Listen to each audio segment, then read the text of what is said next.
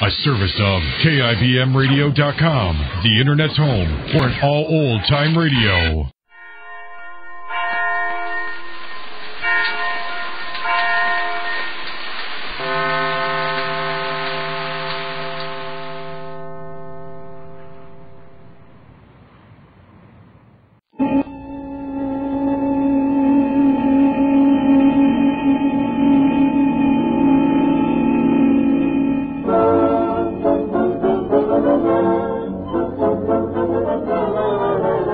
International Silver Company presents The Silver Theater, starring Rosalind Russell and James Stewart in Up from Darkness, directed by Conrad Nagel.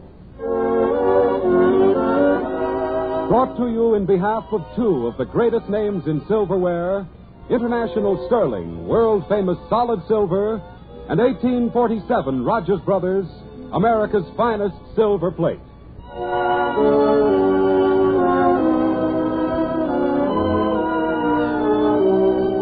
Good afternoon, ladies and gentlemen. This is Conrad Nagel. I want to welcome you to the fourth of the new series of Silver Theater dramatic productions. In weeks to come, you'll hear such stars as Franchot Tone, Helen Hayes, Ginger Rogers, Betty Davis, and Clark Gable, playing in stories by America's foremost authors. Today, we are proud to welcome back to Silver Theater MGM's brilliant stars, Rosalind Russell and James Stewart, in the first episode of Up from Darkness, a two-part radio play especially adapted for us by True Boardman from an original story by Grover Jones. Our town is Middleton, in the heart of America's great coal mining region. Our people, a girl called Michael, played by Rosalind Russell, and a boy called Tim, played by James Stewart.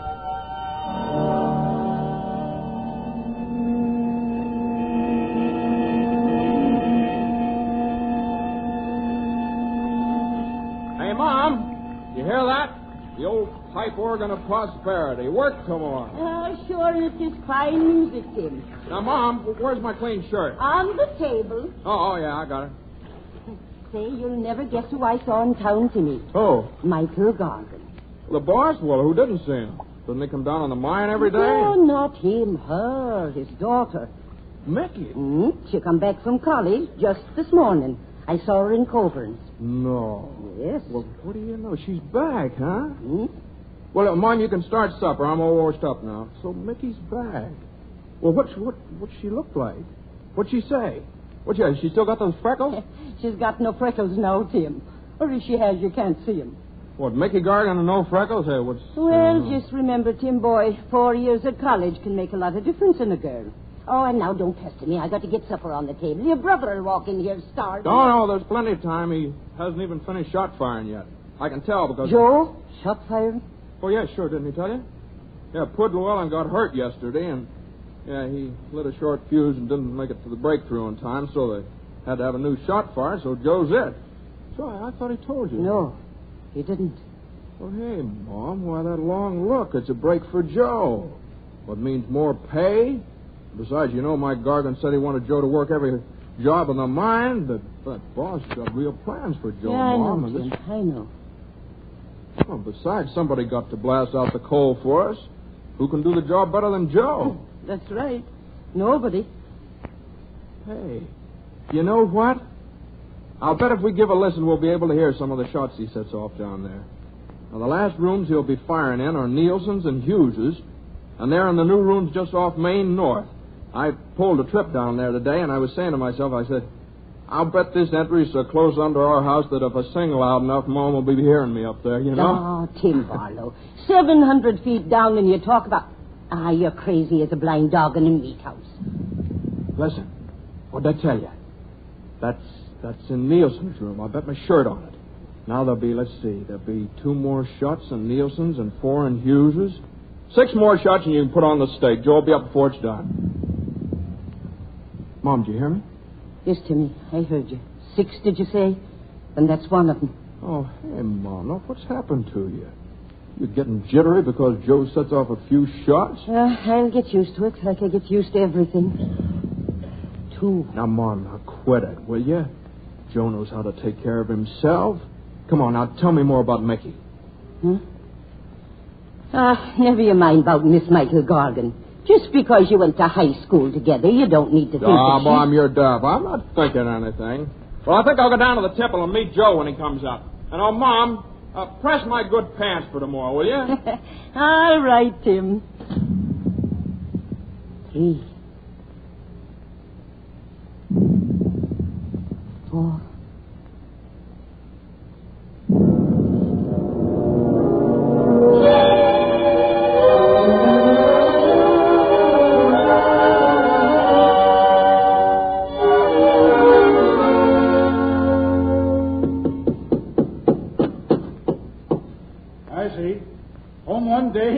The place. Dad. Hello, Michael, girl. Oh, gosh, I've missed you. Well, how about me? Yeah, let me look at you. Well, are they all through with you up at that school? Well, I'm through with them. How about it? You think you got your money's worth? And I'm not sure yet. Of course, I'm not exactly used to the idea of a Gargan being so darned educated. Never happened before. Well, give me time and I'll live it down. I hope so. Oh, you're just in time to help, Dad. That crayon portrait of Uncle Joseph has leered at us about 20 years too long. Down it comes. It's the beginning of the revolution. Oh, is it? It is. First the pictures come down, and then that stove out of the middle of the living room. I'm going to make this place livable, Dad. I'm going to do Hold on, wait a minute. You're going to do nothing of the kind. Now, Mike Gargan, just because you own a coal mine, you don't have to live like a mule skinner. No? Now, you listen to me, young woman. Every man in this town calls me by my first name, and it's going to stay that way. But, Dad, that still doesn't mean your house has to look like a museum. This place is almost as out of date as your mine. Now, never mind the mine. Stick to something you know something about. I do know something about it. I know that 70 men have been killed down there in the last 5 years, and that other men are being injured there every day. All right. What are they worth? Well, maybe being your daughter, I think something ought to be done about it. Yeah, I suppose you'll be doing it. You probably had a very fine college course on problems of the miner or something. Now you've come home and tell me how to run things. Yeah, that's swell. Of course, the mere fact that you've never been down in the mine, that doesn't make any difference. That's not fair, Dad.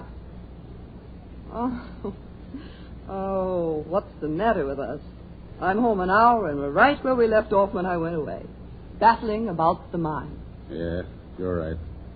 It's my fault. I'm sorry, girl. Dad, while I was away, I thought about this a lot. Let's talk it out, All right, Michael. First of all, what you said about my never being down in the mine and having gone down into it, well, I would have a long time ago, except that I... That you're free. Yeah. I know that, girl. I've always known it. But I don't think you know why, Dad. You know the very first thing I remember as a kid? It was the shriek of that wildcat whistle that means a new disaster somewhere down there under the ground. Even before I was old enough to understand, I sensed the horror and terror that lay behind that sound. Sure. I know, girl. I can't tell you what it did to me. The dread it gave me, the thought of being part of something that could destroy so many lives. That's why I came to hate the mine, Dad. And I do hate it. But there's something else that I hate even more. That's letting you down. You see, I've always let you down. Oh, you don't know what you're talking about. Michael is a boy's name, Dad. Oh, you made yourself pretend that you were glad I was a girl. And you called me Michael anyway. But that couldn't make me another Mike Gargan. To grow up in the mine and to love it as you've loved it. Oh, you're crazy. No, I'm not, Mike. And because of that, I want you to know that I'm going to do something about the way I feel toward the mine. Sure, I'm afraid of it. I'm petrified of it. But I'll lick that fear, Mike. I've got to. I'm going to.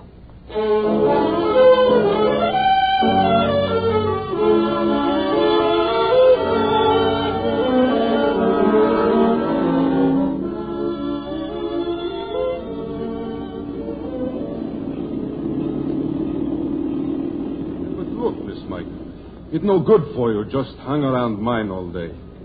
It's all right, Jan. But what you do here? Just standing hours and look at mine. In your face, you feel sick, maybe? No, Jan, it's all right. Maybe you're here to wait for somebody, huh? No, never mind, Jan, please. Tell me, that bunch of miners who came up in the cage, was that the last load for today? I mean, is there no one left working down there now? No, one more load. There, cage just come up now. This is the last one. I don't care if you've been cake laying for 40 years. Good night, boys. Nagels feel differently about the whole thing. He sort of set the world on fire or something. Well, night, Jan. Night, Tim. Mickey. Well, Mickey, how are you? Tim Barlow. Gee, it's great to see you, Mickey. I heard you were back. Mom told me you were. Come on, sit over here on this crate. Here, I'll dust it off for you. Say, you look swell. You sure do. How was that college business? College? Oh, it was fine. Hey, you feeling all right? Yes, Tim. What, you're waiting for your dad? No, I just came down to see the mine. To see the mine? Uh-huh. You? Gee, as far back as I can remember, you always wanted to stay just as far away from the mine as you could get. Tim, you've changed. I didn't recognize you. Oh, yeah. Well, it's pretty hard to keep clean. No, it isn't your face, Tim. Or your clothes or anything like that. It's... Oh, you used to be taller. Why do you stoop over like that? Well, you just get used to it, I guess. You're down in the tunnels, you know. I see. So you're still here, working down there, I mean. Just like all the rest of them. Going down there every morning before dawn, coming out every afternoon. Well, what do you mean? Well, sure I'm still in the mine. Why shouldn't I be? Say, I'm a skinner now, Mickey. But it's 4 years, Tim. Surely in 4 years you've had time to find something better than working down in that blackness. I mean, a job where you could accomplish something. What do you mean? I am accomplishing something. I helped get that black stuff out of there, and you know what that stuff does? It makes light for people and heat, and it runs factories, and it's a kind of magic, that stuff is. It's like that lamp that guy, Aladdin, what's his name, had. Why don't I accomplish something like that? Tim, take me down in the mine. Take you down the mine? Now. I want to see it and know it and feel it. All of it. The shaft, every entry, every room. Oh, now, wait out. That doesn't make sense, Mickey. You're scared to death of going down there. I know that. That doesn't matter, Tim. Believe me, I've got to go down there. If I'm scared, I'll get over it. I've got to, Tim. My name is Michael Goggin. Well, yeah, Yeah. Oh, I think I get it. But, Mickey, your dad will probably... Dad needn't know. I'd rather he didn't until I've licked it, Tim. Oh, please. Please, Tim, take me down. All right, Mickey. It's all sort of crazy, but if it really matters to you, I'll do it. I'll take you down.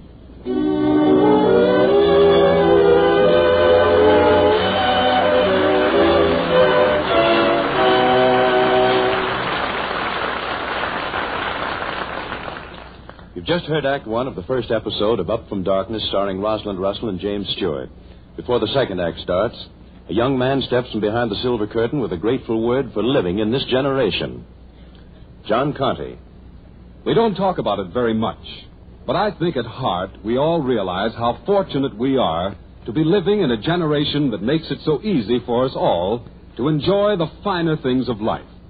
Take that most cherished of women's possessions, lavish sterling silver, solid silver through and through. Today, modern methods of silversmithing, modern skill and craftsmanship have brought solid silver within the reach of nearly everyone.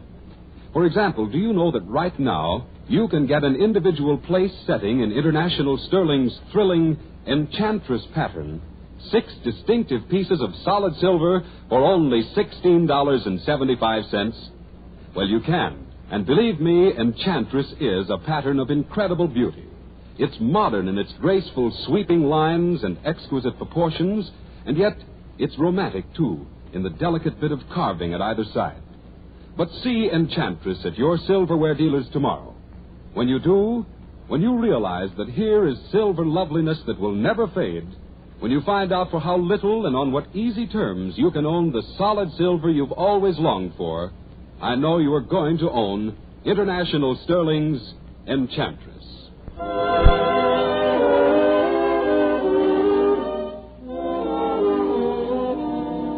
And now the curtain is rising on the concluding act of the first episode of Up From Darkness, starring Rosalind Russell as Michael and James Stewart as Tim. The time and scene are the same.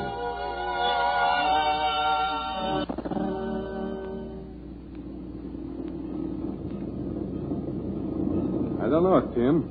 Orders say no visitors in mine when shot firing going on. Yeah, but, Jan, we won't go where Joe's working. Please, Jan, it's all right. Your father know you go down in mine? Well, no, but he doesn't need to know. Please, Jan. Well, okay. You get on, Cage. I send you down. Okay, Jan. Come on, Mickey. Oh, wait. Wait till I get my cap. Hold on a minute, Jan. All right, Tim. Here, you better wear one, too. Thank you. Hold still while I light your pit lamp. Now I'll light yours for you. Okay. Hey, your hand's shaking there. I think maybe I better light it myself. Now. Okay, Jan. Okay, Tim. Down you go.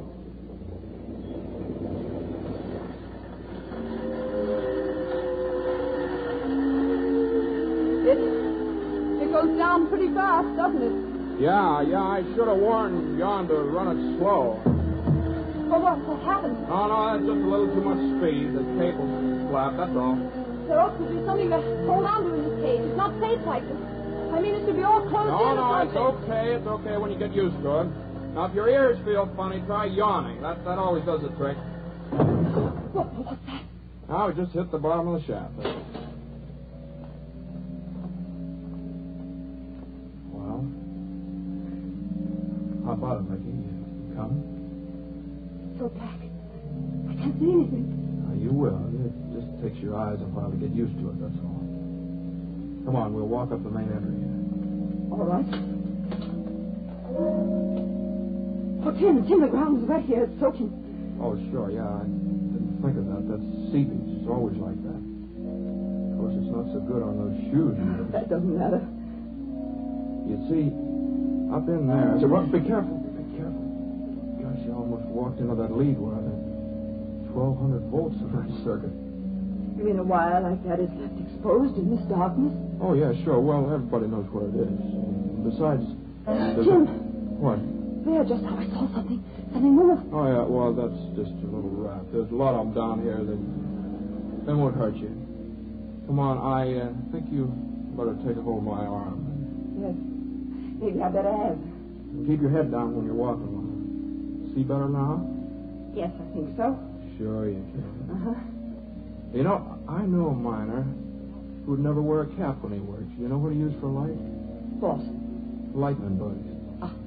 Yeah. Yeah, he used to go out the night before and capture just one lightning bug. Put it in a bottle. Then the next day, he'd bring it down here. He'd work by that light all day. And then one day, the lightning bug fainted, and then he couldn't see at all.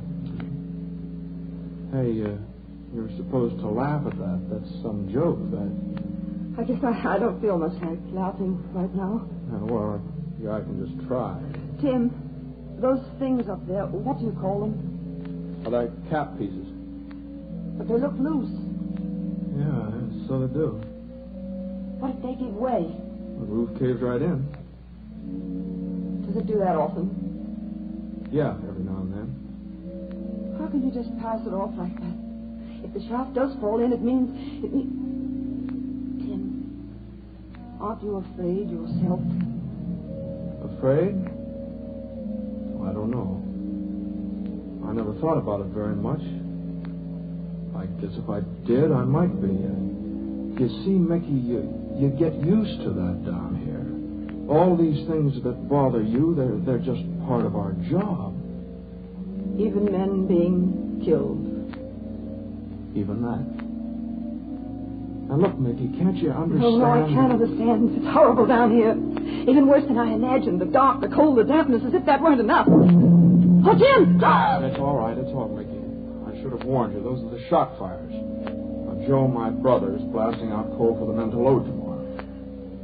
Oh, I'm sorry, Yeah, I'm sure. I should have warned you. Mickey, don't you want to go back up? No. No, I'm all right. Let's go on.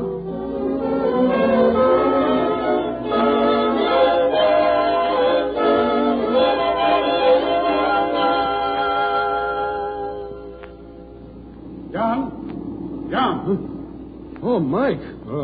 Hello, Mike. It's you, huh? Hello, Mike. Hello, Jan. This is one fine day, Mike. That's right. Yeah, no rain. No? No, it's a fine day, Mike. Hey, what's the matter with you? I didn't come down here to talk about the weather. I'm going down. Get over there and drop the cage. Will you go down to the mine, Mike? But Joe's down there, Mike. Joe's shot firing. I know that. That's why I'm going. Good lad, Joe, but still new on that job, and I don't want to take any chances with him. Yeah, but, Mike, I think maybe... Hey, listen, Jan. I don't pay you to think. I pay you to run these cages. Now get over there and drop me down and move. Yeah, Mike. Yeah, sure, Mike, sure.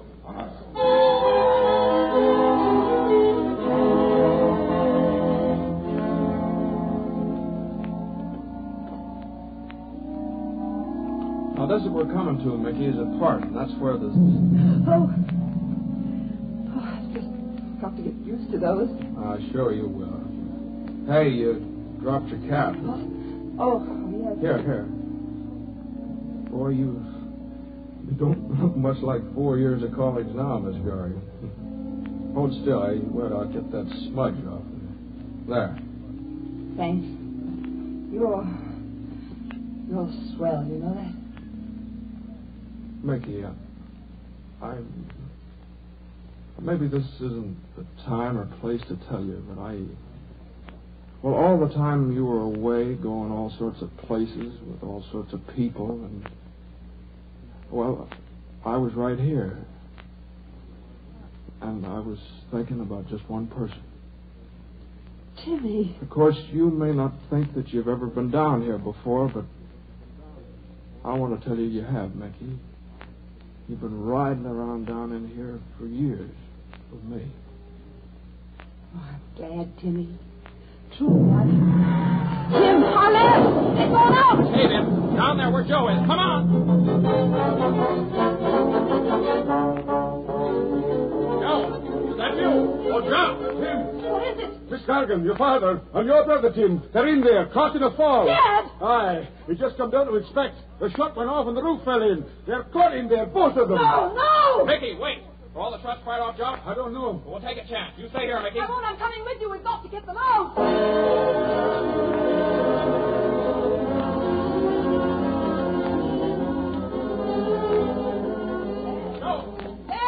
Careful, miss, careful. I wouldn't go further. The fall. Dad! Here, Michael, girl. Oh, Dad, oh, my darling. Timmy's here. Jock, go up for help, quick. Mike's alive. Get the whole crew down here. He's half buried under a pile of slate. Right, and I'll get the wildcat whistle going. Hey, Jan! Mike. Tim, your brother, I couldn't get him out. He's under there. I tried. Thanks, Mike. Oh, Dad, Tim, help me. We'll get him free. No, Michael, girl. It's no use. Just let me lie.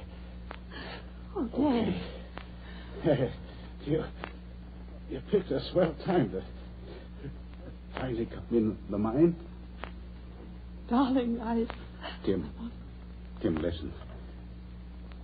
This messes things up. I counted on Joe to keep things going. I helped Michael. She needs help. She doesn't know the mine like we do. Don't worry, Mike. Oh, do you hear that, Michael, girl? Mike. First name. Oh, remember what I told you. When they call you by your first name, you're okay. Even if... Easy.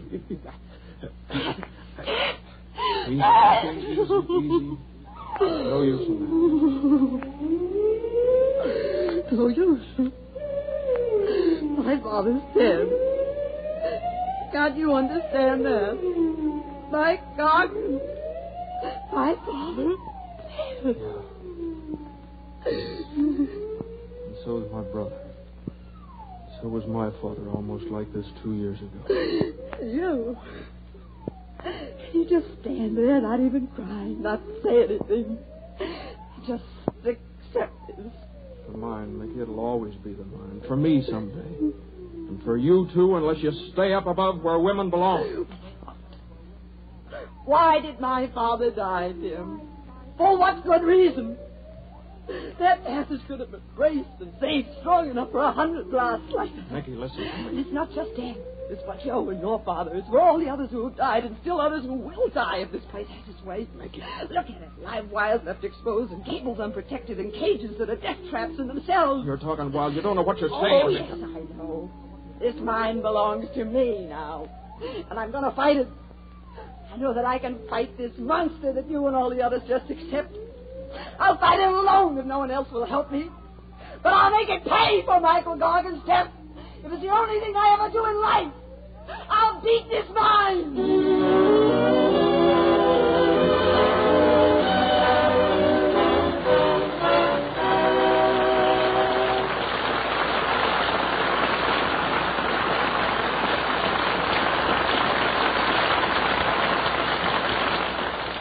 In just a moment, you'll hear about what's in store for you in next week's episode of Up From Darkness, starring Rosalind Russell and James Stewart.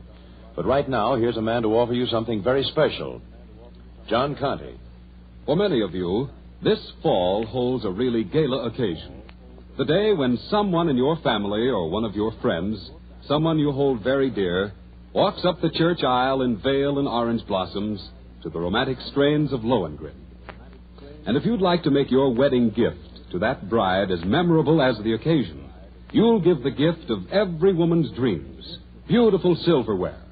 Solid silver like the international sterling silver we spoke about earlier in the program, or the finest in silver plate, 1847 Rogers Brothers, First Love. First Love, so named by Rosalind Russell, one of the stars of our Silver Theater performance tonight, represents the latest and greatest achievement of the famous house of 1847 Rogers Brothers. It's a pattern whose lovely ornament is deeply etched and raised in high relief in a perfection of craftsmanship never before available in silver plate. You can see this sensational pattern at your silverware dealers now.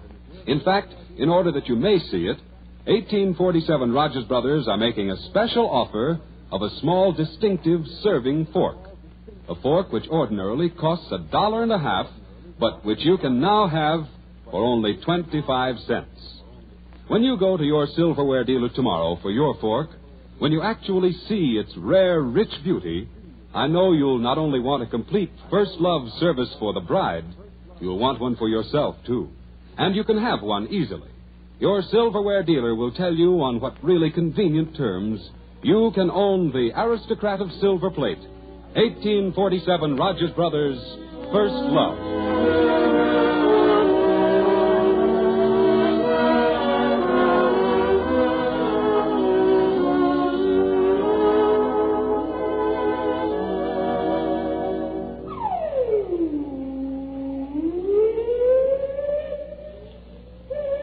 Jim's brother went that way. All the shot firers go that way. It gets them. But you can't do these things, Mickey. It's mining. You'll break yourself against it, Mickey. And, Miss Gargan, we miners ain't stepping back into the shaft until them machines of yours come out. Let it destroy all of you. Stand by and watch it while it kills. But I won't. I'll destroy it till you're here. I'll destroy it! This is the fight that Michael Gargan must wage, not alone against the terror that she feels, but against the very people she would raise up from darkness.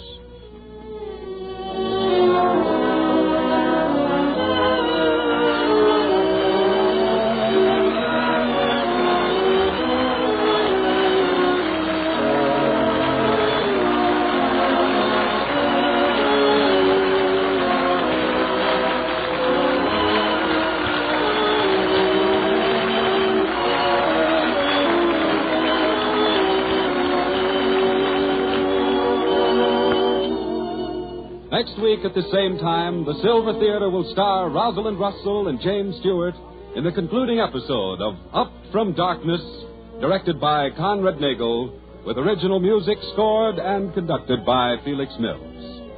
And in the meantime, if you want solid silver, you want international sterling. If you want silver plate, you want 1847 Rogers Brothers, both proudly created by International Silver Company. Rosalind Russell will next be seen in the Metro-Goldwyn-Mayer production, The Citadel. James Stewart can next be seen in the MGM production, Ice Follies. This is John Conte speaking. This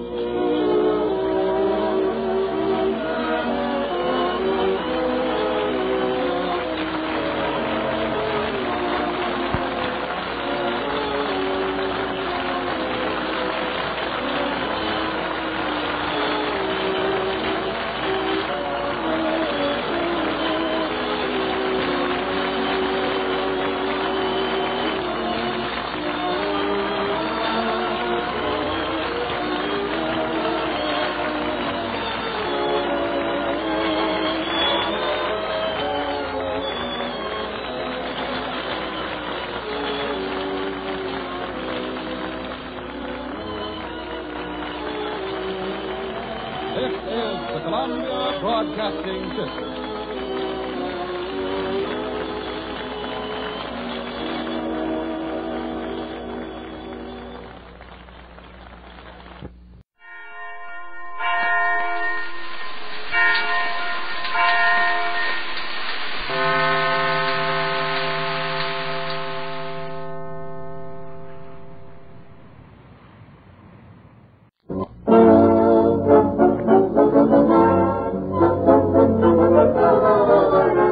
International Silver Company presents The Silver Theater, starring Rosalind Russell and James Stewart in Up from Darkness, directed by Conrad Nagel. Brought to you in behalf of two of the greatest names in silverware, International Sterling, world-famous solid silver, and 1847 Rogers Brothers, America's finest silver plate.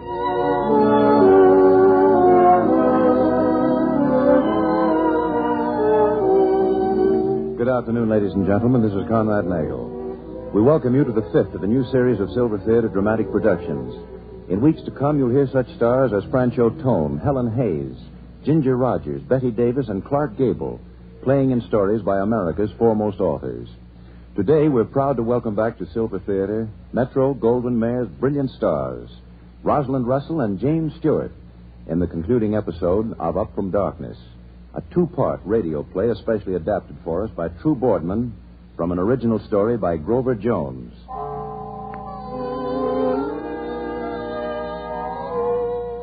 And now the lights are being dimmed and our curtain rises. It was just 3 months ago that Michael Gargan's father died the quick, dark death of disaster in a mine. And since that day, she's lived for but one purpose: to beat the mine that killed him, to rob it of the power to take men's lives. This is a task that faces Michael Gargan, played by Rosalind Russell, a task in which he has one strong ally, Tim Barlow, played by James Stewart. Our scene, the head office of the mine, early one evening. Michael is conferring with Mr. Melvin, the head bookkeeper. Miss Gargan, if I hadn't worked for your father for 30 years, I wouldn't say this. But if you want to have a mine to run, you've got to stop throwing money away on them machines. Throwing it away? Did it ever occur to you, Mr. Melvin, that the safety of the Gargan mine might mean more to me than a surplus in the Gargan bank account? You can't run a business on sentimentality, Miss Gargan. This is a coal mine, not a charity institution. Dangerous, perhaps it is. But mining is always dangerous. Your father accepted that fact all his life. Yes, he did, and because he did, Oh, we won't argue, Mr. Melvin. Please see that the orders for the new motorized equipment are put through immediately. You mean you're actually going to? Oh, Becky. Oh, hello, Tim. Look, I've been trying. I'll be through in just a minute. Oh, hello, Melvin. Huh. Now, here's the month's balance, Miss Gargan. If you can call it that, considering it's written mostly in red ink. Thank you. I'll go now. Mrs. Melvin's been waiting dinner for an hour. I'm sorry. I know the change here has been hard on everybody, but things will adjust themselves in time. I hope so. Good night. Good night. The old sourpuss. Look, Mickey, do you have to keep working 16 hours every day? I've been trying all afternoon. Excuse me. Oh. Hello? Who? Oh, Mr. Wyrick. Fine, thank you. How's the Wyrick Coal Company? Yes, Mr. Wyrick. No, I'm sorry. I happen to feel that that's my own business and no one else's. I see. And if I don't? Well, you may as well understand this, Mr. Wyrick. If making the Gargan mine safe means running it at a loss, I'll run it at a loss. Good night.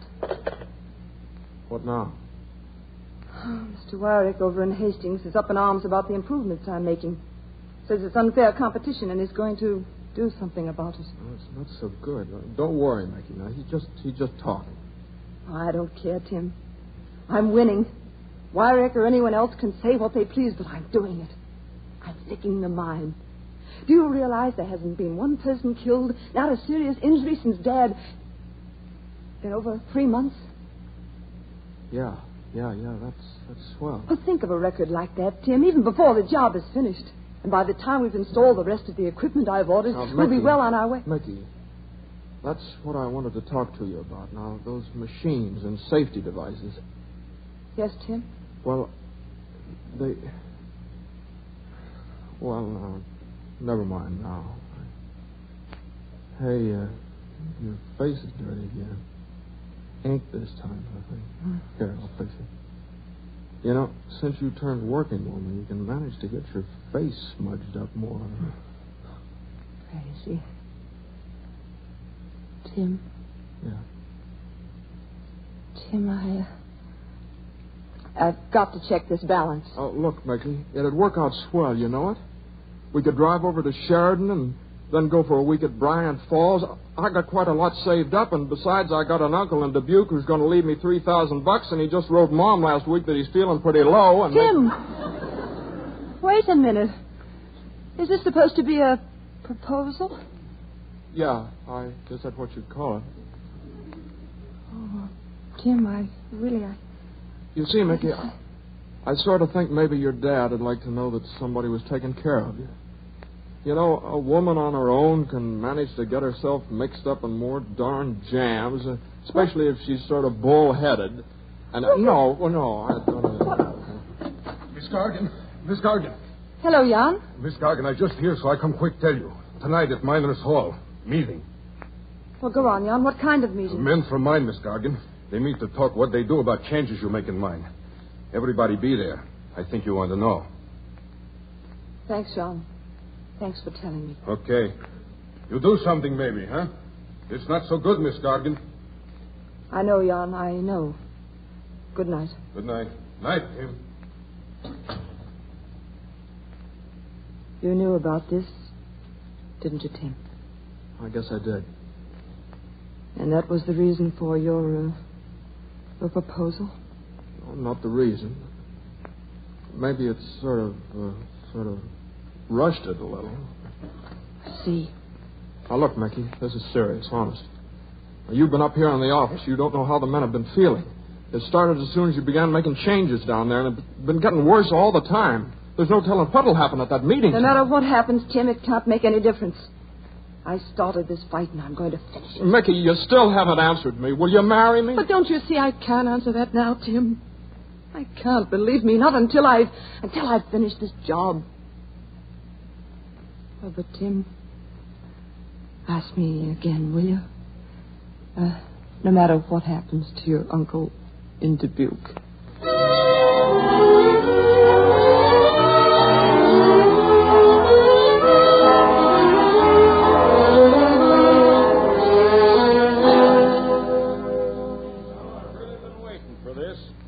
I've been waiting to see just what a bunch looked like that could go on working in a woman's mind.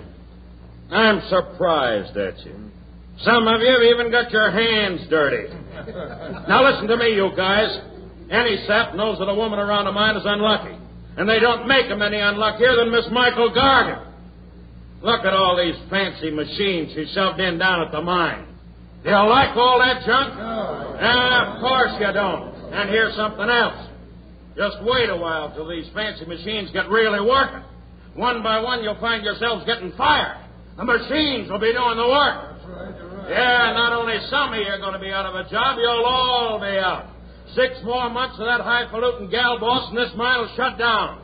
You'll all be in the street. Yeah, your wives and your kids will be hungry. But that don't matter. Miss Gargan don't care about them. She only cares about... Slocum, that's a dirty lie, and you know it. I've been waiting for you to blow off, Barlow. Now, listen to me, you guys.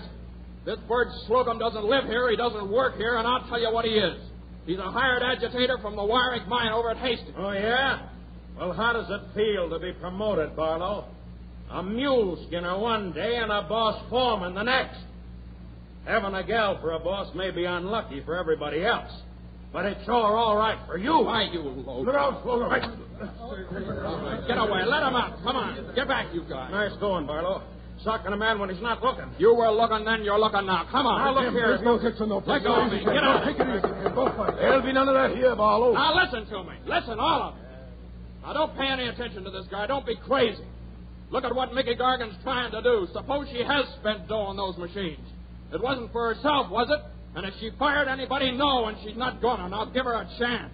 She's only had 3 months. She's worked her head off. She's... Mickey. Who's in charge of this meeting? You, Mr. Saunders? Yes, Miss Gargan, but... I'd like to say something to the men myself. Well, this is a miners' meeting, ma'am, and according to the rules, an operator Then I'm can't... going to break your rules.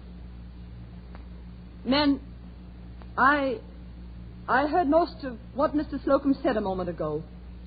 And there are some things I want you to understand. He said I wanted to take your jobs away. That's not true. What I'm trying to do is for your own good. And I want you to... No operators speak to a meeting unless they're invited. Well, what are we waiting for? Come on, let's go. I move the meeting be adjourned. Yeah, come on, boys, come on. You can all go down the street to Chambers. Wait a minute, please. Can't you listen to me? Hey, now, what's the matter with all you? Give her a break. Wait a minute. It doesn't matter, Tim. I'm sorry, Miss Gargan. Nothing I can do. Such fools they are. Thanks, Jan. It's all right. I go back to mine. Good night.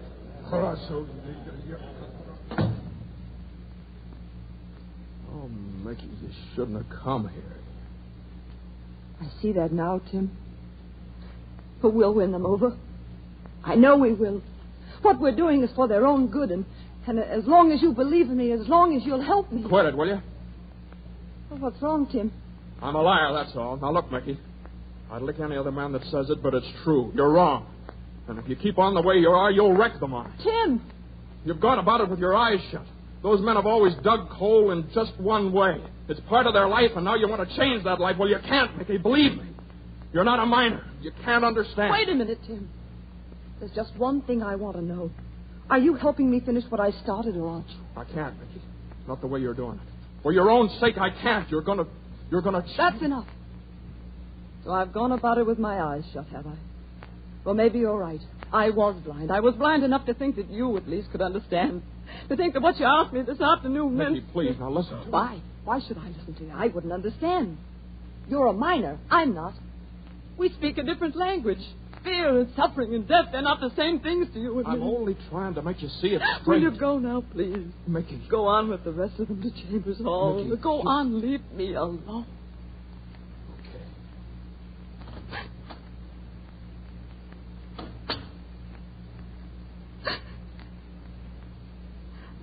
I'll do it alone, Dad.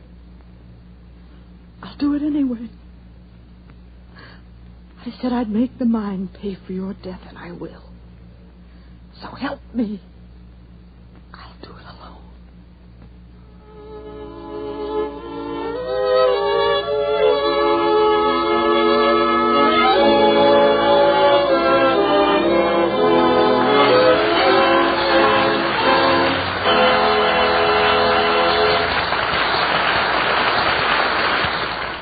Just heard Act One of the second episode of Up from Darkness, starring Rosalind Russell and James Stewart.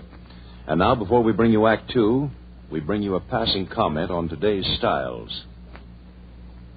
Many of the fashions women follow today reflect the subtle blending of old and new, of your grandmother's day and your day. And in silverware, too, you find the same fascinating combination of romantic tradition and modern art. Particularly is this true of International Sterling's bewitching pattern, Enchantress. For the lustrous, mirror-clear center panel is truly modern. The delicate carving at either side just as truly romantic. A pattern all the more desirable because it's solid silver. Silver that grows richer, mellower as time goes on. And yet this exquisite silverware is not the luxury you might think. For example, you can get a place setting for one person in the Enchantress pattern, 6 distinctive pieces of solid silver for only $16.75. And there are other larger services also priced within your reach. What's more, there's a budget payment plan whereby you can buy your sterling silver right out of income. Your silverware dealer will be delighted to tell you all about it. See him tomorrow. See Enchantress, too. And begin now to make a dream come true. To own solid silver by International Sterling.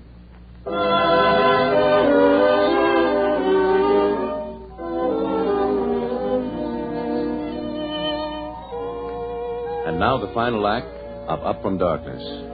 There are three in Middletown who have known a sleepless night. First, Michael, desolate and alone in the Gargan house on the hill, knowing that now she can expect no help in her struggle against the miners and against the mine itself. Next, Tim walking the streets while blackness turns to dawn, bitterly unhappy at his action in deserting Michael. And third, Tim's mother, who has waited through an endless night for his return. Then at last in the Barlow home, just after 7 in the morning. Tim, boy. Oh, Mom. I've been waiting for you, son. Is something wrong? I'm leaving, Mom. Leaving? Don't ask me why. I just got to.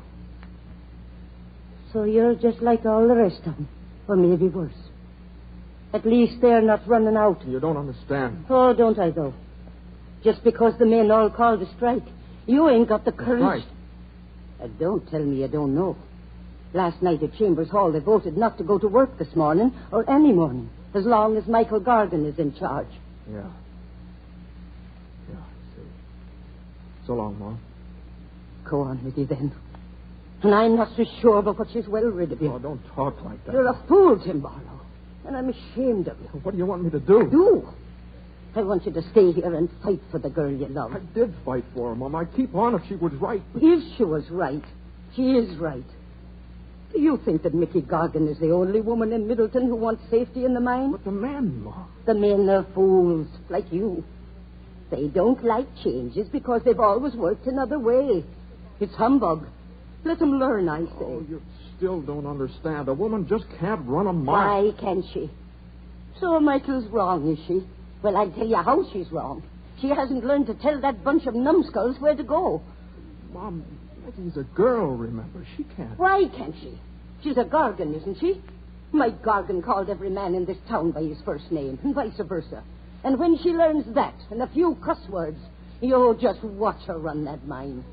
Mom. Sock me, will you? Go on, sock me. I never needed it more, but I'm not starting that now. Ah, Tim. I couldn't be seeing you throw away your heart and your life. Oh, God bless you, Mom. Go on with you now. Get on and find your girl.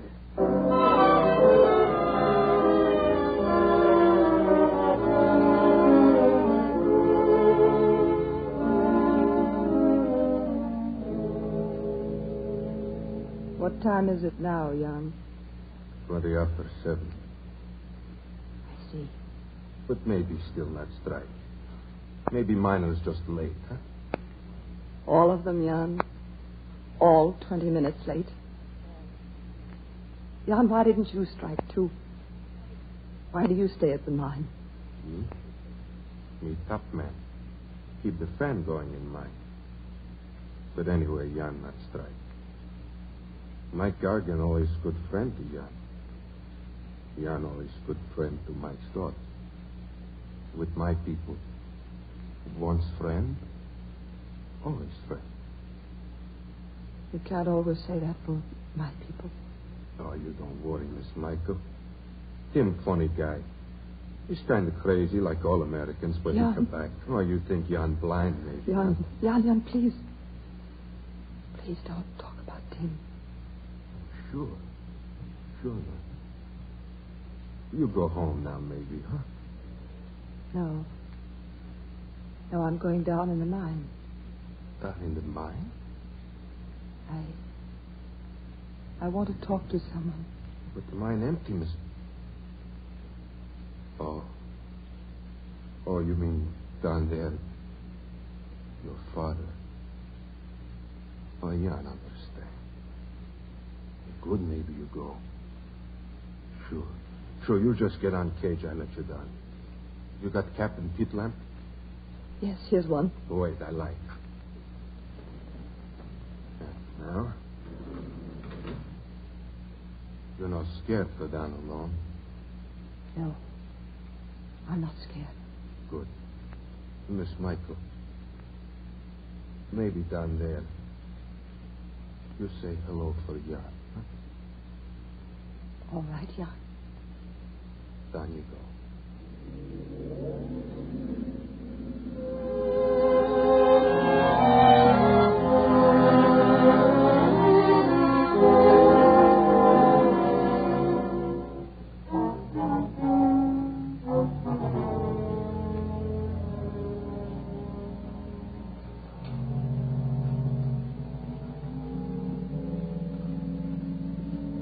Dad,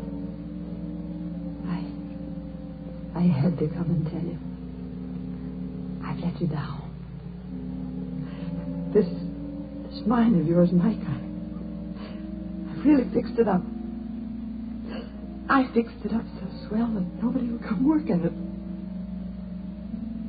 You see, you shouldn't have called me Michael after all. I guess we both see that now. Oh, Dad. You've got to learn to love the mine, Michael girl. To love it, not be afraid. I'm not afraid. I fixed that, Dad. I told you I would, and I have. But what good does it do?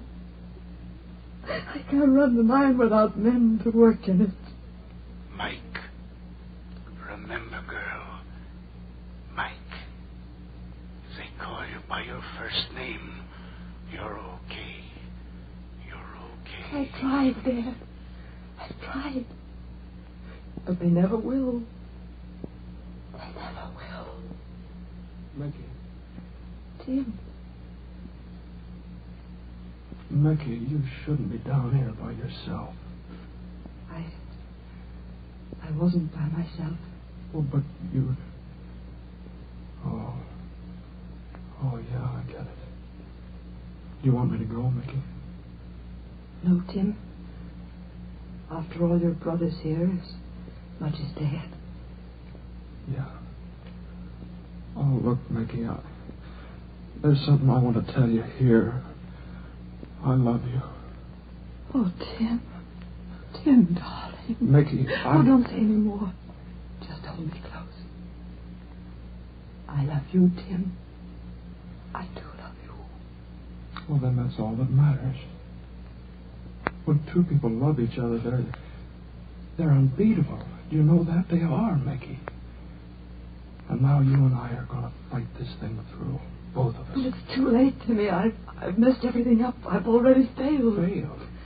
What do you mean, failed? Listen, Mickey, you're right. You're right about everything you've done. It's just how you've done it that's been wrong. Why was it wrong, Tim? This mine isn't just yours, Mickey. It's the men's, too. Every one of them feels about it just like Mike Gargan did. And you shouldn't have changed things all at once, Mickey. Not without talking it over with those guys. Don't you see that? But how could I, Tim? I was away so long that they're like strangers to me. Oh, don't let them be. They don't want a woman running the mine. Well, don't run it like a woman. Tell them where to head in at, Mickey. And if you run out of words, you just ask me. You got to stop making them call you Miss Gargan. You got to make them call them Mike. I know that. Somebody else already told me. And I'll do it. Sure you will. You're going to fight fire with fire. That's the way we'll lick them. Sure we will. Tim, what did you say? I said you got to fight fire with fire. And we will, Timmy. This strike, it's going to end now. Today. Come on, Tim.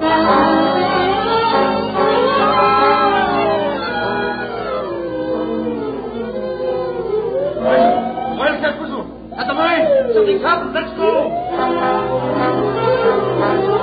A strike. And I suppose that stops men dying. I'm going to that mine. Safety machines? Listen to that. Something's happened at the mine. I told you it was bad luck to have a woman run a mine. Come on.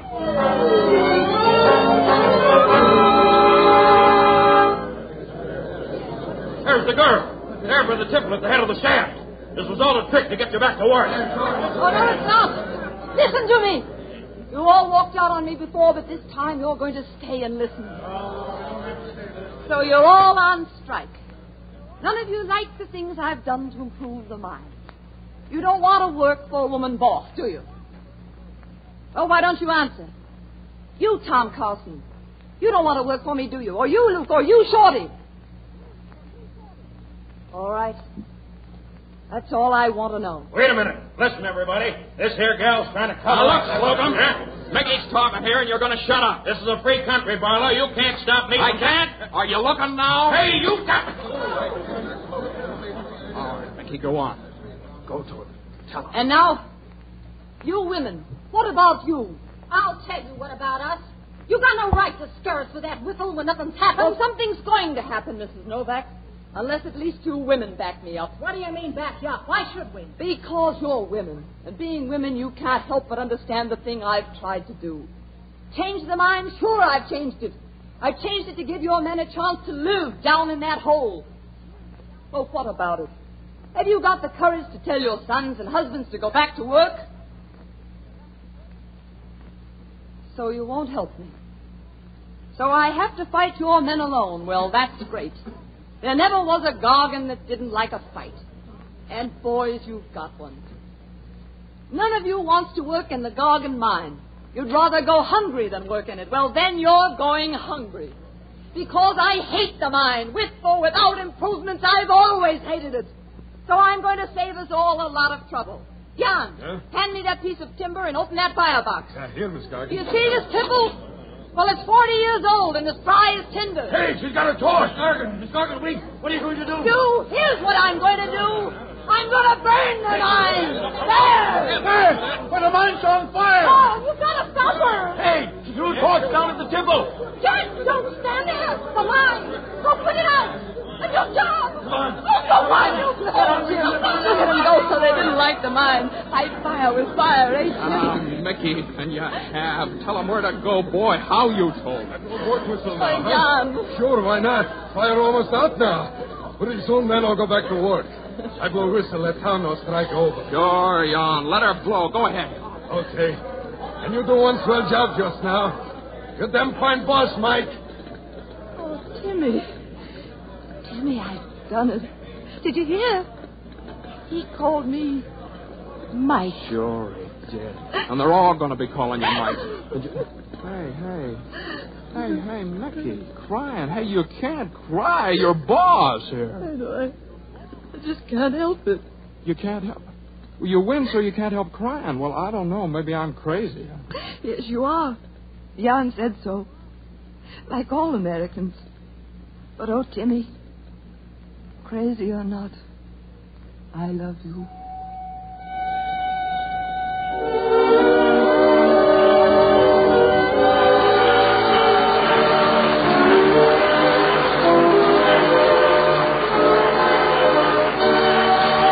In a few minutes, I'm going to ask Rosalind Russell and James Stewart to come out in front of our silver curtain so that you may meet them in person. But first, here's another friend of yours, John Conte. Ladies and gentlemen, as soon as this program is over, will you go to your buffet drawer and look at your silverware?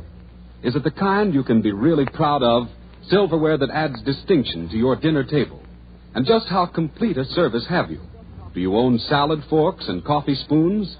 If you're not perfectly satisfied with what you see, now is the time to replenish the service you have or to buy completely new silverware.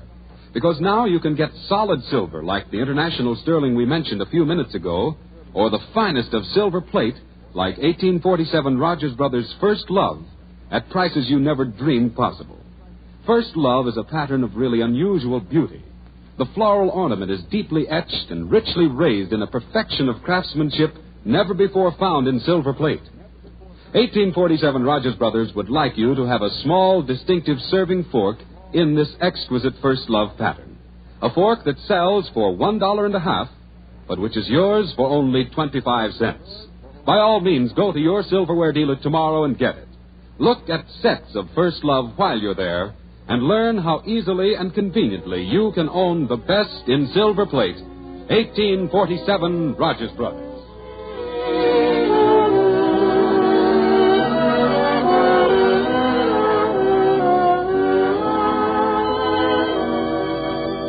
And now back to Conrad Nagel. For two persons such as Rosalind Russell and James Stewart, there's only one thing we can do. Roz and Jimmy, here's the microphone and several millions of your fans. Go ahead, Roz, you start. Well, it's been very nice for both Jimmy and me returning together to the Silver Theater. Roz, this is a lot like the time we were on the Silver Theater last season. You had just finished a new picture for Metro Goldwyn Mayer then, and you've just finished the Citadel for them now. Well, you were all banged up from playing football last year. Really banged up. Yeah, it's happened again in the same place. Another football picture, Jimmy? No, ice skating. Now, for Ice Follies, picture MGM has me making now. I never knew ice could hit back so hard. No, Jimmy, there's one more thing. Even nicer than a return engagement. Conrad has told me how much the people have liked First Love since we introduced it last season. Yeah, Roz, can I interrupt again? I suppose so. I bought some silver last week, a whole lot of it. Enchantress and First Love, the pattern you named, from a new house. Is that mansion of yours finished? No, the roof isn't on yet, but I thought I'd start furnishing it in the right way. Good night, everyone. So long. Thank you. Good night, Rosalind Russell and Jimmy Stewart. We'll see you both soon again. Next week at the same time, the Silver Theater will star Fran Chatone with Rita Johnson in the Vivian Brotherton story Hollywood Legend, directed by Conrad Nagel, with original music scored and conducted by Felix Mills. All the characters and events in today's drama were purely fictional. John Conte speaking. This is the Columbia Broadcasting System.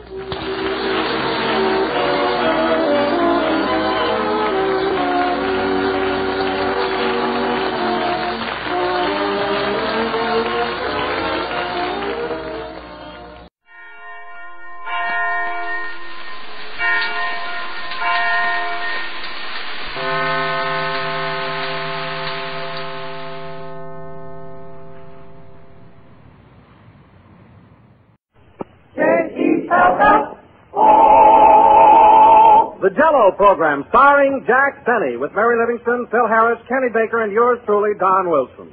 The orchestra opens the program with Rainbow Round the Moon.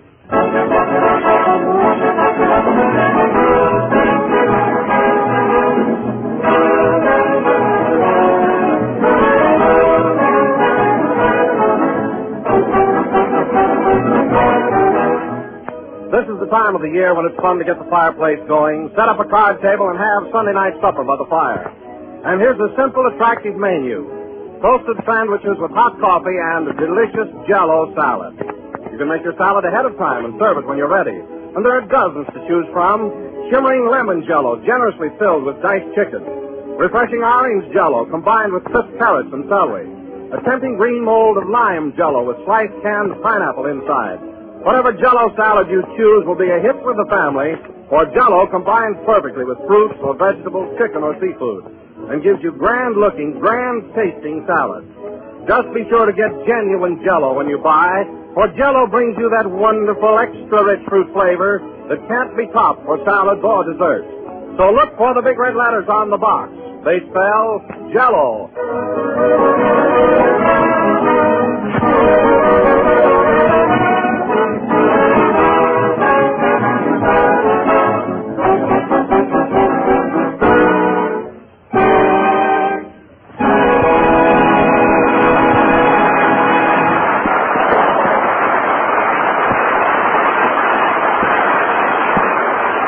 That was Rainbow Round the Moon, played by Phil Harris and his orchestra. Now, ladies and gentlemen, tonight we take you to Jack Benny's new home in Beverly Hills, where he's throwing a Halloween party for his whole gang. Take it away, Beverly! I'm no millionaire, but you get a pocket full of green bottles in it. Bottles in it. I'm no millionaire. Rochester, will you hurry up with those sandwiches? They'll all be here in a minute. Yes, sir. I'm no millionaire. And I'm not... Now stop that crooning, will you? You're no Bing Crosby, you know. That's right. He's fairer than I am. Yes, slightly. And look, Rochester, look how thick you're cutting those sandwiches. I'm no millionaire either. Now slice that roast beef a little thinner. I'm using a razor now. Well, sharpen it. Goodness, you think I was expecting a crowd of starving Armenians? Well, I don't think you got enough to eat here, boy. Rochester, there's plenty of food for everybody. Nobody's going to go hungry at my party tonight. Just the same, I could make a lot of money bootlegging hot dogs.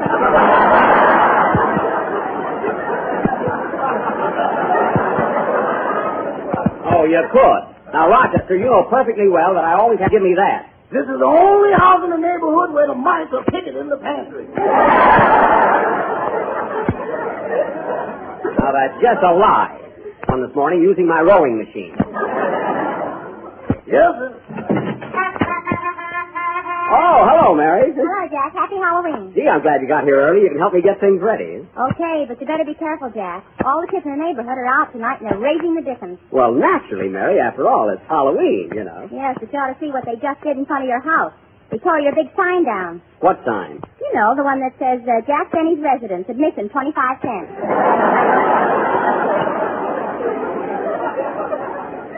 Oh, darn those kids in this neighborhood. I'm going right out there and give them a good spanking. Did you see who they were? Yes, there was Ronnie Coleman, Wally Deary, Bobby Taylor, and the Barrymore brothers. Oh, the Beverly Hills mob, eh?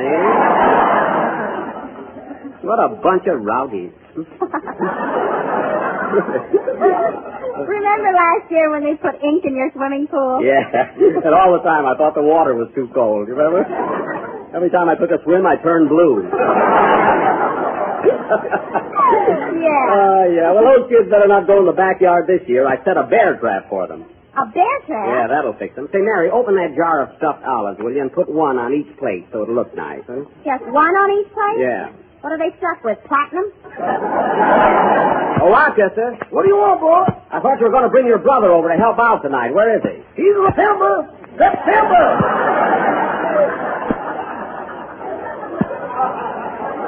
September? See, that's an unusual name. How did he get that? Well, you see, boss, I was born in Rochester, and he was born in September. Oh, I get it. Of course, that's only his middle name. Oh, his middle name, huh? Yeah, he was born in the middle of September. Oh, right. Now, never mind that. Get him out here. I want to talk to him. Oh, September, come in. You called me, brother? Yeah, the boss wants to talk to you. Now, September, I suppose you've had experience working at private parties, haven't you? Well, I've had experience, all right. That boy's been around. Rochester, I'm talking to Septi.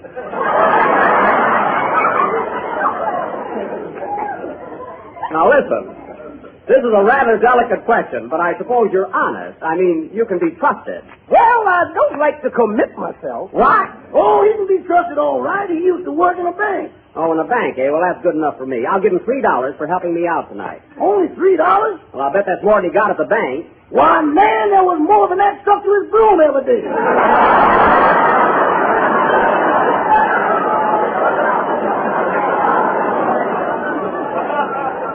Well, that's all I'm going to pay. Now, get busy, both of you. How are you coming along, Mary? Fine, Jack. And stop eating those olives. You'll spoil your dinner. That's what I'm trying to do. Oh. Well, then think of me. Some of my gang don't get an olive on their plate tonight. They'll go around saying I'm cheap. And another thing, Mary, don't put so much lettuce in that salad. What is this, a rabbit's convention? Oh, for heaven's sake, Jack. An extra head of lettuce isn't going to break you. That's not the point. I like to see things dainty. If they're any daintier, we'll have to use tweezers. Now, you just wait. If you want to know something, Mary, we're going to have a squab for dinner. One squab for the whole gang? Yeah. What are you going to do, wave it at us? Well, there'll be other things, won't there? Vegetables and fruit and dressing and... What are you going to have for dessert? Popsicles. And they're delicious, too. Answer the door, Rochester. You answered, September. Well, you closer than I am. No, I think you're closer. No, you is. Well, we've got to open that door. Is there a surveyor in the house? Now, one of you answer. Never mind, I'm in now. Oh, hello, Kenny. Hello, Jack. Whee! Oh. How am I doing? Say, you're the regular Halloween kid, aren't you? I suppose you've been out raising the dickens tonight, huh? Have I? And you know, when I left my house tonight, I stuck a pin in our front doorbell so it keep on ringing all the time. Oh, boy, you should have heard it. A pin in your own doorbell? I bet your mother and father were mad, huh? Nah, they're away for the weekend. Penny, that's the silliest thing I've ever heard of. You're the only guy in the world that would ring a doorbell to annoy someone in an empty house. Well, that's nothing. When I go home tonight and open the door, a pail of water's going to fall on me.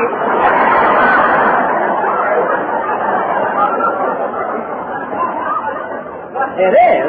Yeah. Oh, boy, I can hardly wait. I can imagine the surprise. Kenny, put down that olive. You'll spoil your dinner. Oh, one little olive isn't going to hurt him. Don't be so stingy. Not that, but everybody will want one. Besides, they look nice on the table. Say, Jack, I'd like to clean up a little bit before dinner. Can I go upstairs and wash my hands? Yeah, but it'll cost you a nickel to get in the bathroom.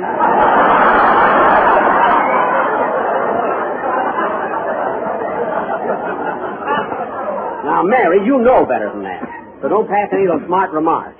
Say, Kenny, when the gang comes here later, we want to have a regular party. You know, a lot of entertainment and fun. Will you sing a song for us? Sure I will. And say, Jack, I got a tip, too. You want to hear it? We'll wait till the gang gets here. No, I want to do it now. I want to see if you like it. All right, go ahead. Say, Mary, peel those hard-boiled eggs, will you? They're old enough to peel themselves. Do as I say. Go ahead and sing, Kenny. Hey, boss. What is it, Rochester? You know that bear trap you set out in the backyard for those kids? Yeah? Well, we just caught a bear in it. A bear? Well, if there's an Italian on the other end of that chain, I worked with him in Vaudeville. Let's go out and see. Sing, Kenny.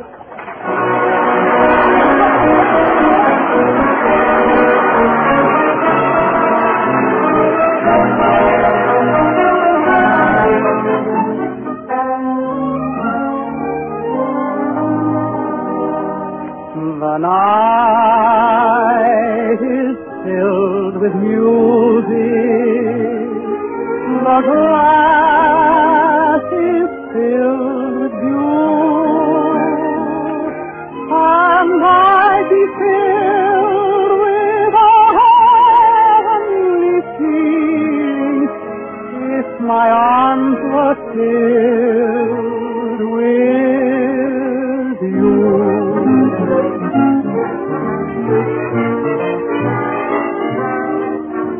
Must you dance every dance with the same fortunate man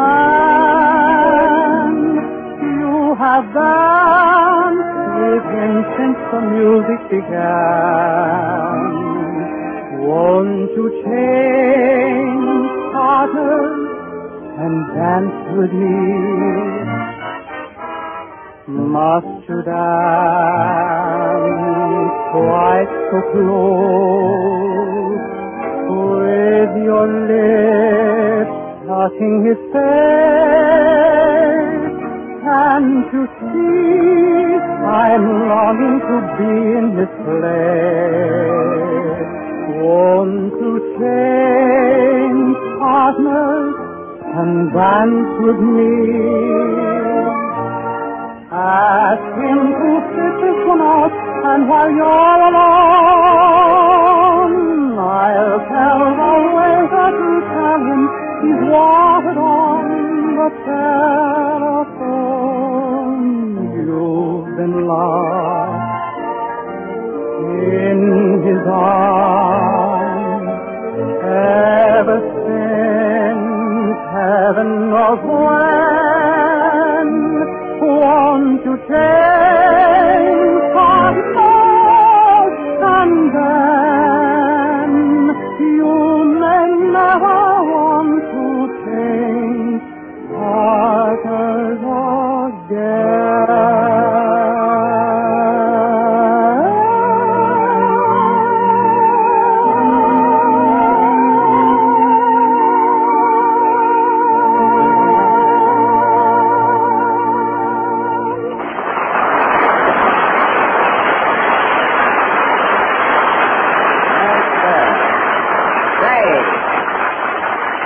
Say, Kenny, that song was simply wonderful. It was swell. Oh, did you really like it, Jack? I sure did. But say, I wonder where all that applause came from. There's a seal in the goldfish bowl. Oh. A trained bear in the backyard and a seal in the goldfish bowl. This place looks like the NVA club.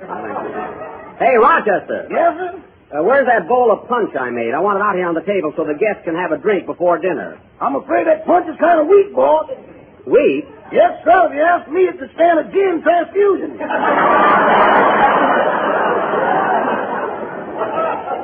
Now, Rochester, nobody asked for your opinion. And incidentally, I thought I heard some dice rattling in the kitchen before. You can cut that out, too. Dice? I wasn't fooling with no dice. Well, I thought I heard it. Now get back to work. Yes, sir. By the way, how's your brother doing in the kitchen? Fine. He just won the gas stove from the cook. Oh, he did, eh? Hey, September. Is someone paging me? Yes, I am. I don't want any crap shooting going on in this house. You're here to work, and that's all. Remember that. There's the door, Rochester. There's the door, September. You've got new shoes. Break them in. I'll get one of you guys to answer that door if I have to tie a pork chop on it.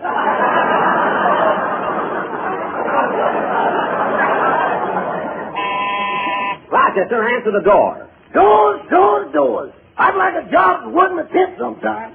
You will if you're not careful. Hey, Jack, I'm getting hungry. What are we going to eat? Kenny, you'll eat when everybody gets here and put down that goldfish. Well, I'm only petting it. Tell him what you did with the other one. Kenny, if you eat another goldfish, you'll get yours.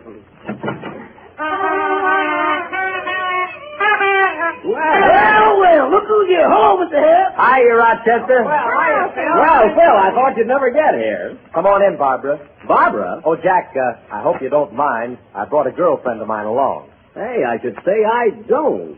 Hey, she's beautiful. Wow! Kenny. Come right in, Miss. This is Miss Whitney. Oh, how do you do, Miss Whitney? Welcome to our happy little gathering. Thank you, Mr. Benny. I'm so glad Phil invited me. I do hope it's not an imposition. Oh, no. The more the merrier. It's always open house at the Chateau Benny. Oh, by the way, Miss Whitney, this is Kenny Baker. Hello, Kenny. Boy, I could go for you. Don't mind Kenny. He's such an impulsive kid. And now, Miss Whitney, I'd like you to meet Mary Livingston. Hello, Mary. It's so nice meeting you, my dear. Oh, Raleigh. Well, it's just too ultra, ain't it?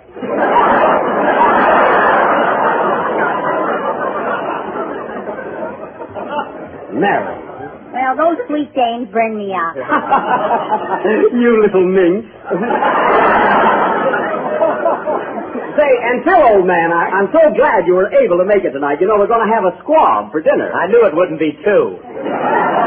Well, I didn't know you were going to bring a guest. At that, we may have a little trouble carving it so that everybody gets a piece. Why don't you send it to the Mayo brothers? Oh, don't be so cute. You want to hear, you know, the way you hear this gang talk. I'm so nervous. He's so beautiful, you know. No, really, you know, to hear this gang talk, Miss Whitney, you'd think I was a regular old miser, wouldn't you? Yes, I would. Well, fellas, as soon as the rest of the gang get here, we'll put on the old feed bag. Mr. Benny? What is it, Rochester? A man just brought in a case of champagne. Did you order it? A case of champagne? Certainly not. I told him you wouldn't buy champagne if Sally Rand was behind every bubble.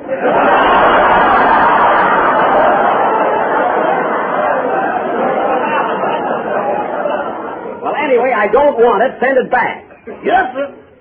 He didn't get so many laughs, I'd fire him. Good heavens, what's that?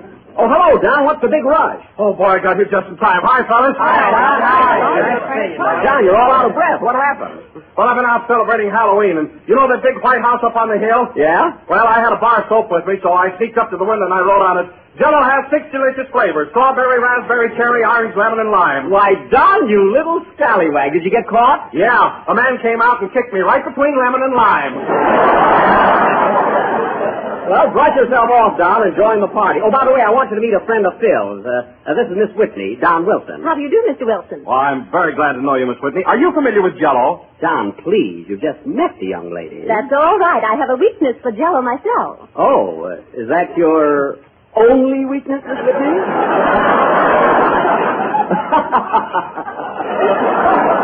If I'm not too subtle. You're about as subtle as a circus poster.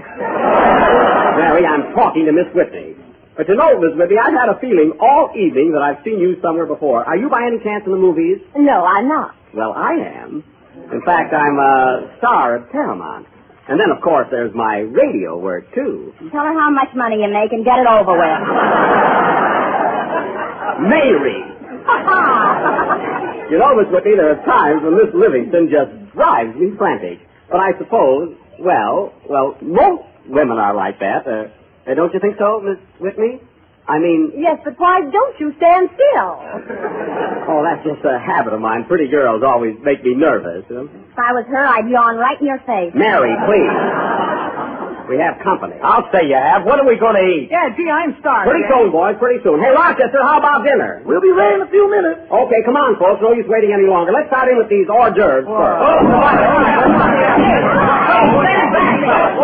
One at a time, for heaven's sake. What's the matter with you guys? Oh, I want 2 of those sardines. Kenny, you just take the one with your name in front of it.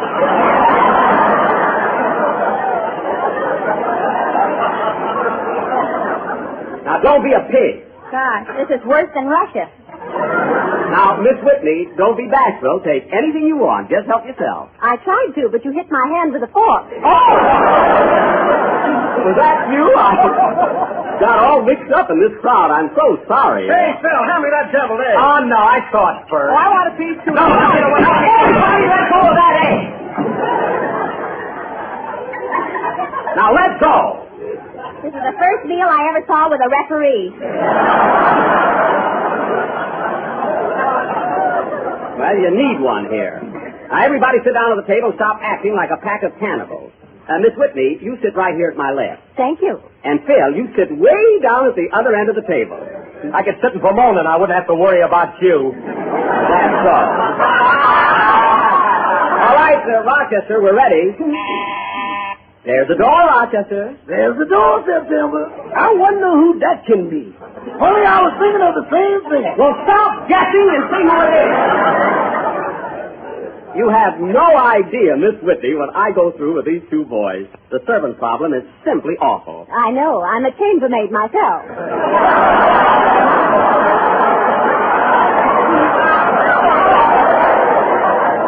Oh, at the Biltmore, I thought I recognized you. I've seen you around there lots of times. Don't be a sap, Jack. She doesn't work there. She's only kidding you. As if I didn't know. Say, she's not the type at all. Just the same, I'll bet you can whip up a room in a hurry. Now, don't be catty. Hey, look who's here. Hiya, fellas. Happy Halloween. Hey, so you finally got here, Andy. What happened to your Ma and Pa? I thought you were bringing them along. Well, you know, it's Halloween, Buck, and they're going out to a costume party. A costume party, eh? Yeah, Ma's going as Marie Antoinette, and Pa's taking an axe. Well, that ought to be a lot of fun. It's too bad you had to miss it, Andy. Sure was, Buck. I was all set to go as a geranium. That's a geranium? Yeah, but I look lousy in a flower pot. Well, you'll have a lot more fun right here. Say, Andy, I want you to meet a guest of mine, Miss Whitney. Hello, Andy. Hiya, Babs. What are you doing here? Why, Andy, do you 2 know each other? Oh, sure. We used to go to high school together. Hey, Babs, will you ever forget the time I kissed you? I certainly will.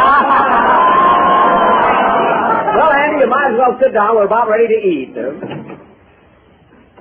Oh, Mr. Benny, I'm sorry, but there's going to be a slight delay.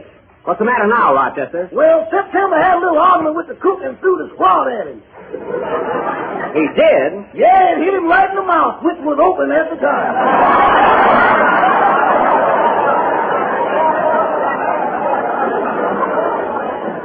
Oh, my goodness. Shall I serve the dressing? The cook ate the squab. That's all we had. What are we going to eat now? Well, there's that bear outside. Do you like venison?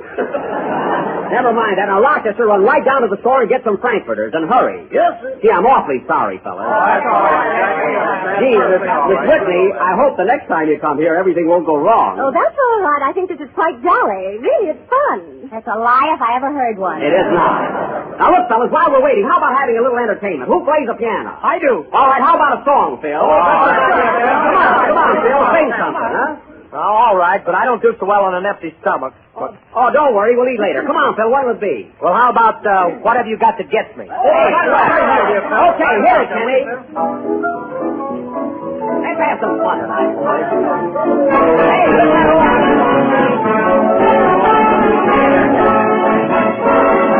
You haven't got that certain glance, you don't romance, and when we dance, you only dance. But what have you got that gets me? You haven't got that tiny nose, or fancy clothes, or lips like petals on a rose. But what have you got that gets me?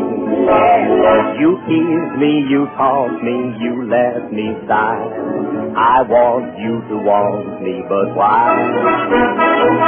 You haven't got a coat of tan, a rich old man. You just play cards on your divan. But what have you got that gives me?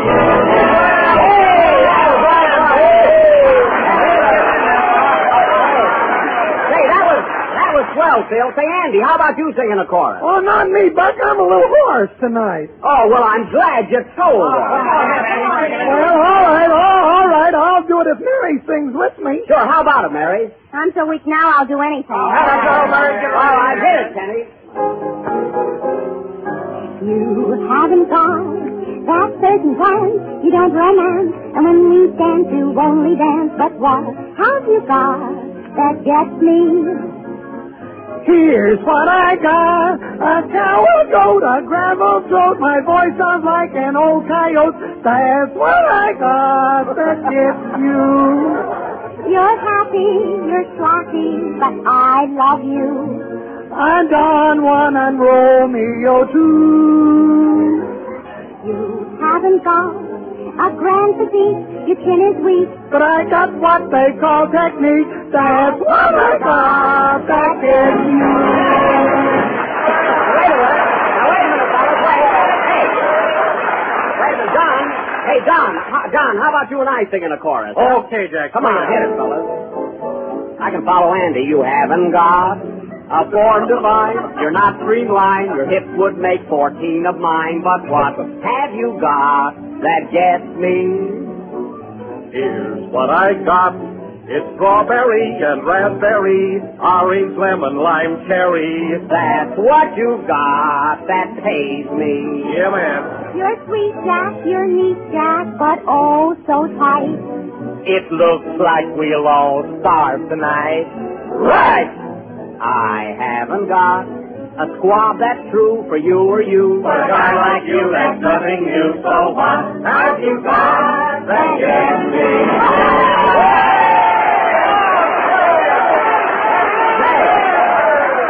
Hey, that was all right, but gee, you guys didn't have to insult me in that song. You invite us here for dinner tonight and we don't get anything to eat. Well, it's not my fault. Accidents can happen, you know. Anyway, Rochester will be right back here with the Frankfurters. Excuse me a minute.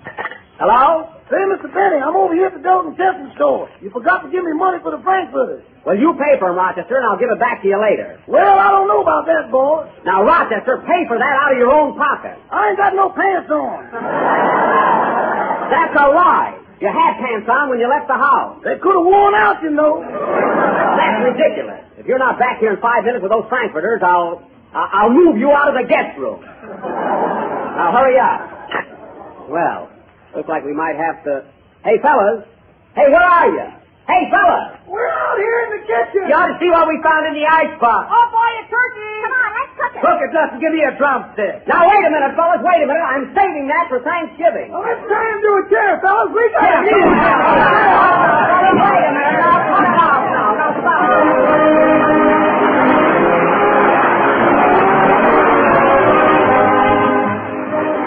There's a brand new dessert the whole family will enjoy, and it's so easy, so inexpensive, so good to look at that you'll enjoy making it. It's the new Jell-O butterscotch pudding, a real triumph in dessert. Just picture it for yourself. Crystal sherbet glasses each piled high with this rich-looking, taffy-colored butterscotch pudding. It's luscious with good old-fashioned butterscotch flavor. It's mellow and smooth and creamy.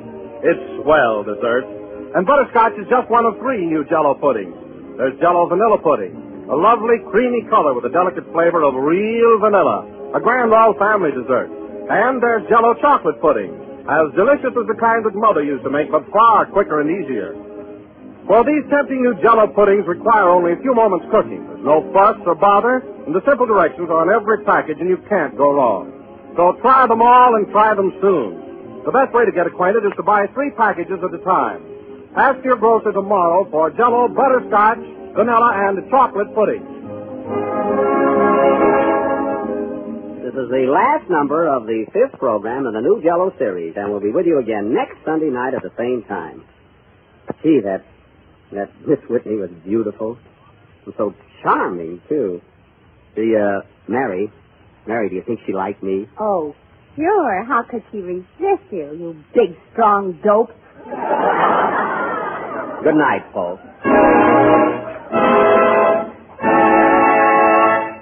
Kenny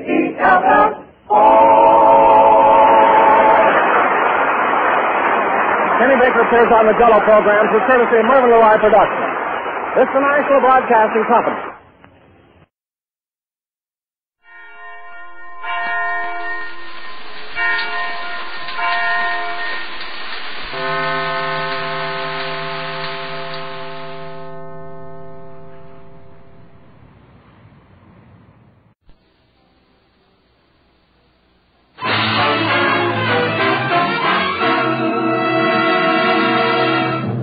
The Chase and Sanborn coffee, the superb blend you know is fresh, present the Chase and Sanborn Hour, and your host, Don Amici.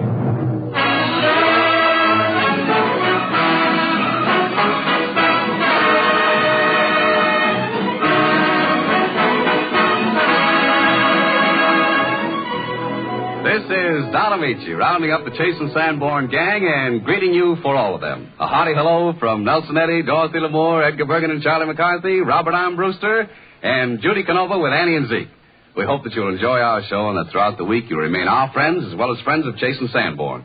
With a... Howdy, Mr. Amici. Oh, hello, Judy. Is there anything I can do for you? Say, you know, Mr. Amici, I've been looking at that little McCarthy fella for 4 weeks now, and I'll be dogged if I can figure him out. Yeah, well, don't try it, Judy. We all have the same trouble. It sure is mystifying how them words comes a-bouncing across his wooden tonsils, ain't it? Yeah, it sure is. Yeah, and you know, I keep a-thinking of what folks down in Unadilla would do if they seed him. Would they be amazed, Judy? Amazed? Listen, Mr. Amici, did you ever see a tree walking? Like as not, they hang a sap bucket onto it. Hey. What's going on here? Oh, well, Charlie, Judy only meant that... Yeah, I heard what she said. I heard. Oh, shucks, Charlie. I was only complimenting you. Why, you ain't got nothing against me, have you? No, but I can very easily develop something. Oh, now, listen here. Now, that's too bad, Charles M. You see, I was hoping that I and you could sort of kind of get together like, you know. I started to like you. You do? I sure do. Bergen, get your gun. Never mind, Charlie. I'm sure you'll feel better when you know that our guest tonight is one of our mutual friends, honoring us with a return visit, the lovely Madeline Carroll. Oh, Madeline, da-da-da-dum-da-da. Thanks, Charlie, but we'll let Nelson Eddy do the singing. And it's the rousing, rip-roaring Song of the Vagabonds from the Vagabond King.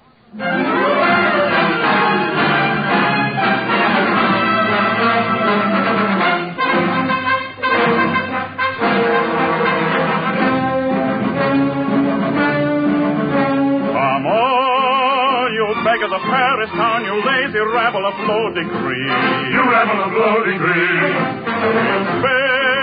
King Louis to keep his crown and save our city from Burgundy. Our city from Burgundy. You and I are good for nothing but to die. We can die for liberty.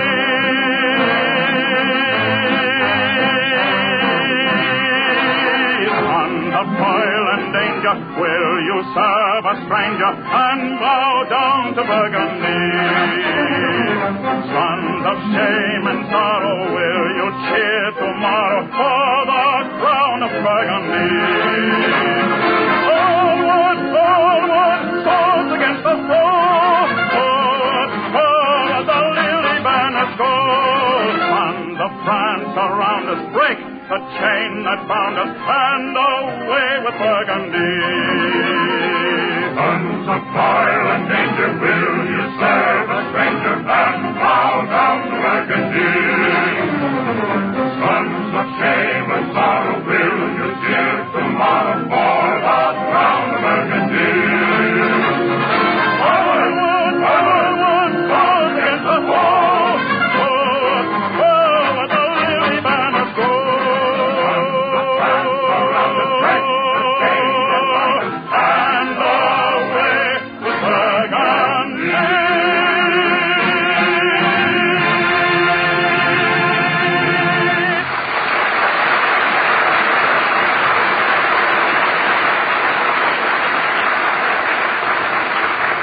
Of a rough and ready man of Canada. A big, brawny French-Canadian logger, the kind of fellow who skips nimbly from log to log as they float downstream to the mill. Sure-footedly, he prevents the dreaded jams, and yet he always seems to find time to wave at the girls on the shore. Nelson Eddy sings the Canadian logging song.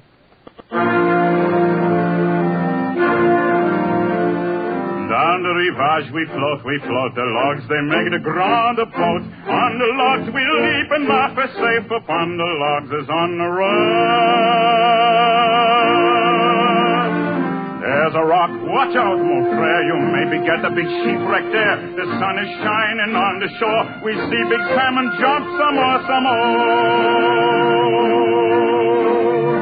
Down the rapids we hear them roar, now may flag it on the shore, holla!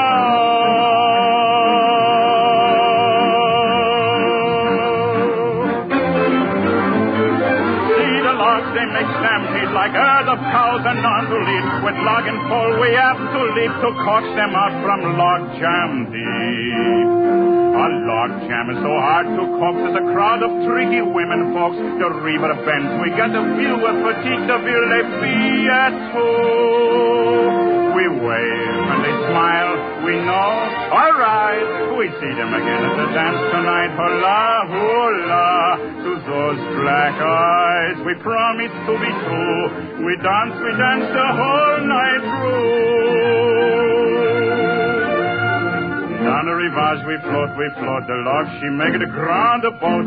On the log we leap and laugh as safe upon the logs as on the raft. Hola, hola, hola, hola.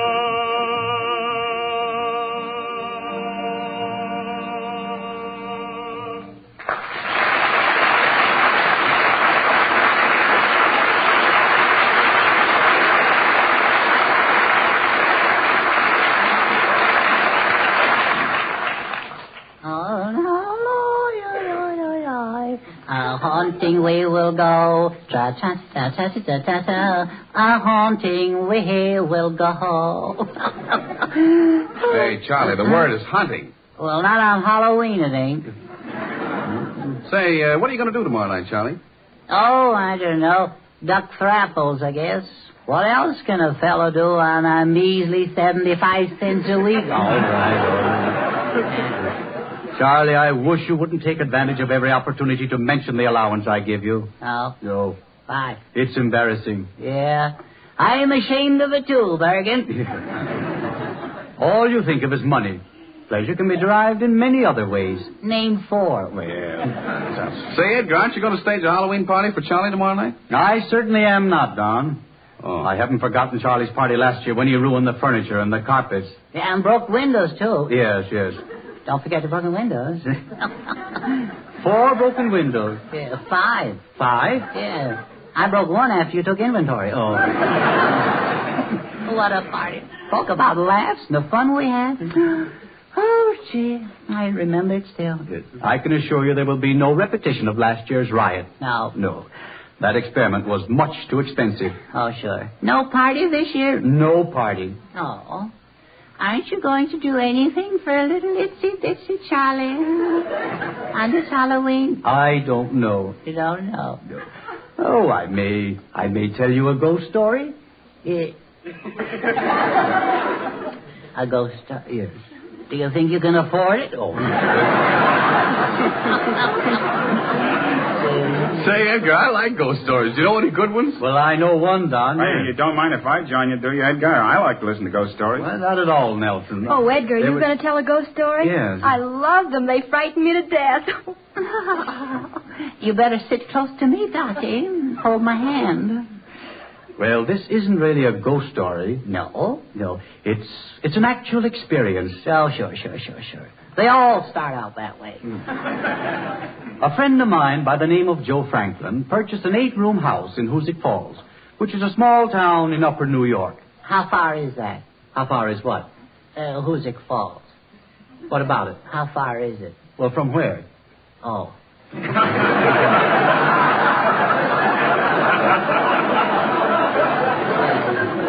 Thank you, anyway. I still don't think it's the right answer. Well, anyway, my friend, he bought this old house. Say, how many rooms you say it had, Edgar? 8 rooms. How charming. 8 rooms? Two-story? No, it's a ghost story. As a matter of fact, Dorothy, it was a two-story house. But the upstairs quarters were never used because there was a rumor that they were haunted. They were what? I say they were inhabited by ghosts. Well, didn't Joe Huzik know that before he bought the place? No, well, the name is Joe Franklin, and the house is in Hoosick Falls. Oh, I see. Well, you want to watch that, Edgar?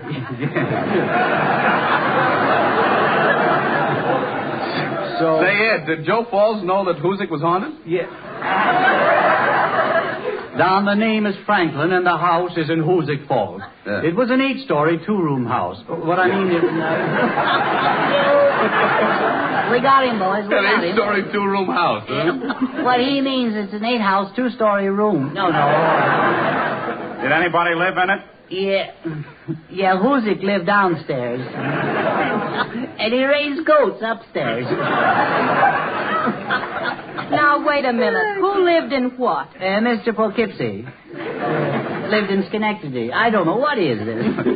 Well, I don't think you people want to hear this story at all. Of course, if you don't, we'll just say so that... Now, Bergen, don't be sensitive now. They at least give me the courtesy. Of course we want to hear the story, don't we, Don? Why, sure we do. Have you heard it before, Charlie? Yeah, I hear it every Halloween. He does it. He brings it out, yeah. Is it a good story? It's awful. But let's egg him on. Yeah. Oh, come on, Edgar. Tell us the rest of the story. What was your friend's name? Oh, well, let's forget his name, and let's forget he's my friend. Oh, forgetting friends, huh? What's the matter? Did he write for money? No. He did not write for money. Do you understand? No, he didn't. Oh. Is him sore, Bergen? No. Oh, come on, Edgar. We'll behave. Tell us. Very well. I shall make a final attempt, but I insist on absolute silence. Yes, right. Quiet now. Quiet. And stop whispering, please. Yes. Excuse me. Is it all right if I breathe a little? Oh, yes. Now, this is a true story. Uh-huh. But if at any time you question the veracity of my statements, stop me. We sure will. This incident took place about 8 years ago, at which time I was considered quite a handsome young man. Stop. All right.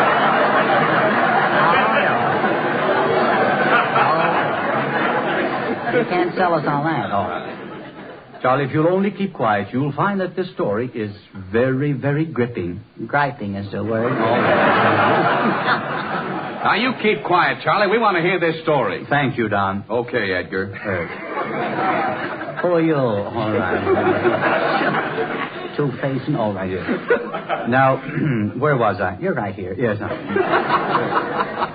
Picture, if you can, an old house with the foundation settling, sagging roof, peeling wallpaper. Can you picture it? Picture it? We live in it.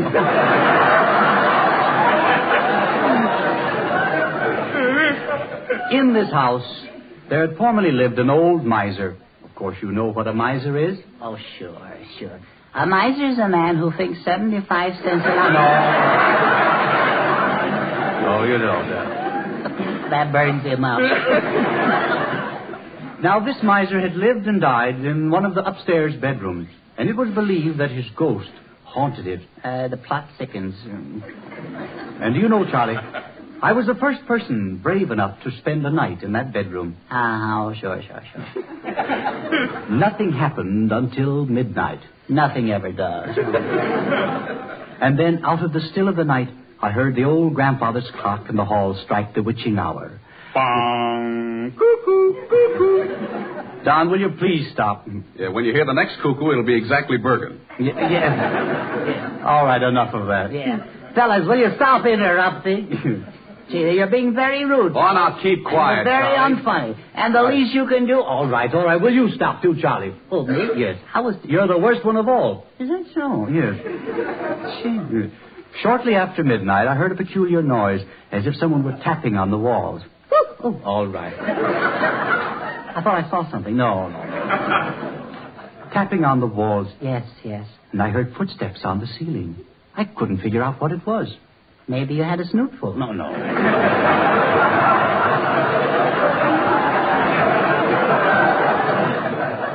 I was only trying to help. Well, please don't. All right. No. Then suddenly, the steps got closer and closer. And then, without warning, a horrible figure pounced upon me. Something tugged at my memory. Where had I seen that ghostly face before? In a mirror? No. That settles it. That settles what? I'm not going to finish this story. Well, why not? Well, I'm not going to make a fool of myself. Oh, I don't know. Yes, you're right. I have made a fool of myself. Well, it certainly took you long enough to get wise.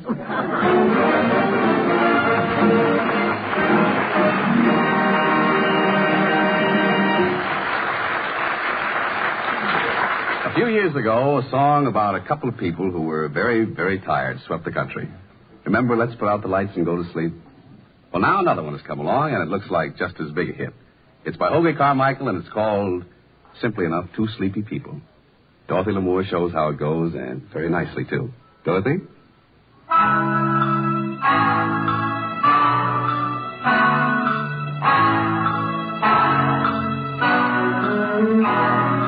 Look at you and look at me, just two wilted flowers. We should get a cuckoo clock for this house of ours. You got a cigarette? Oh, honey, no? Gee, it's getting kind of cold, too, isn't it? Here we are, out of the cigarette, holding hands and yawning. Look how late it gets. Two sleepy people by dawn's early light, and too much in love to say goodnight. Here we are, in a cozy chair, picking on a wishbone from the Frigidaire. Two sleepy people with nothing to say, and too much in love to break away. Do you remember the nights we used to linger in the hall? Father didn't like you at all. Do you remember the reason why we married in the fall? To rent this little nest and get a bit of rest. Well, here we are, just about the same. Foggy little fella, drowsy little dame. Two sleepy people by dawn's early light, and too much in love to say goodnight.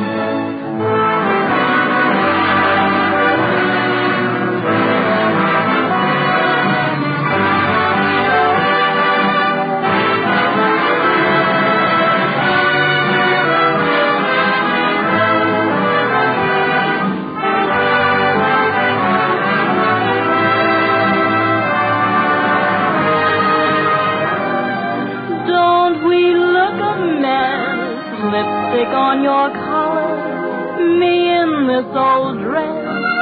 Two sleepy people who know very well they're too much in love to break the spell.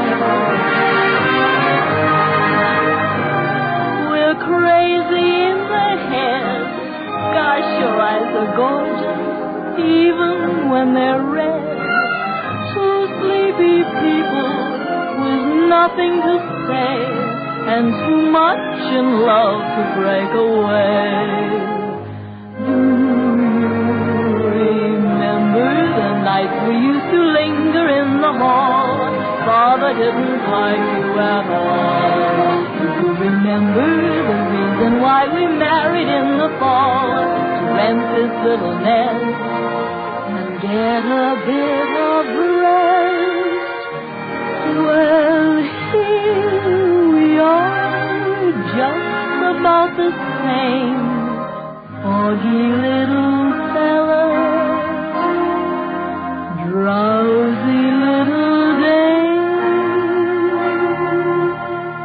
Two sleepy people by dawn's early light, and too much in love to say goodnight. Good night, honey.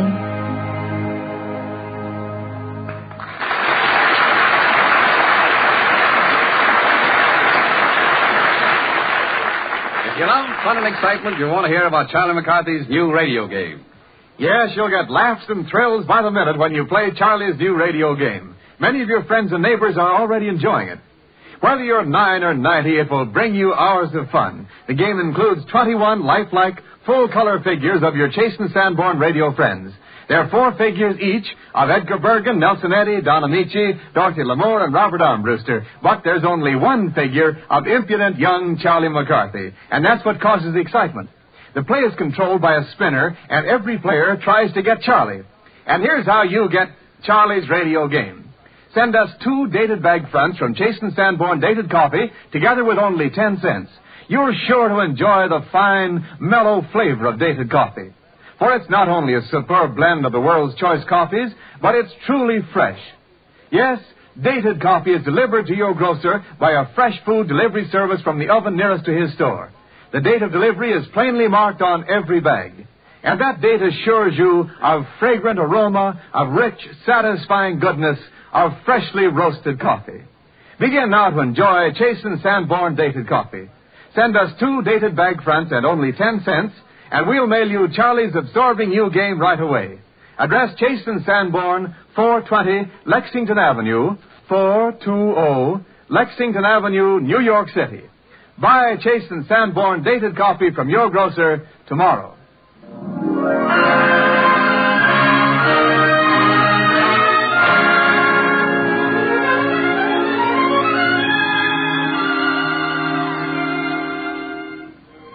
Our very finest, grade A, #1 quality welcome goes to our special guest, the beauty star of both the British cinema and the American movie, Madeleine Carroll. She has but recently returned from abroad to play the leading role in the Paramount picture, Café Society. Miss Carroll appears tonight in a play by one of her distinguished playwriting countrymen, John Van Druten. A play about an English girl and an American boy. Madeleine Carroll in There's Always Juliet.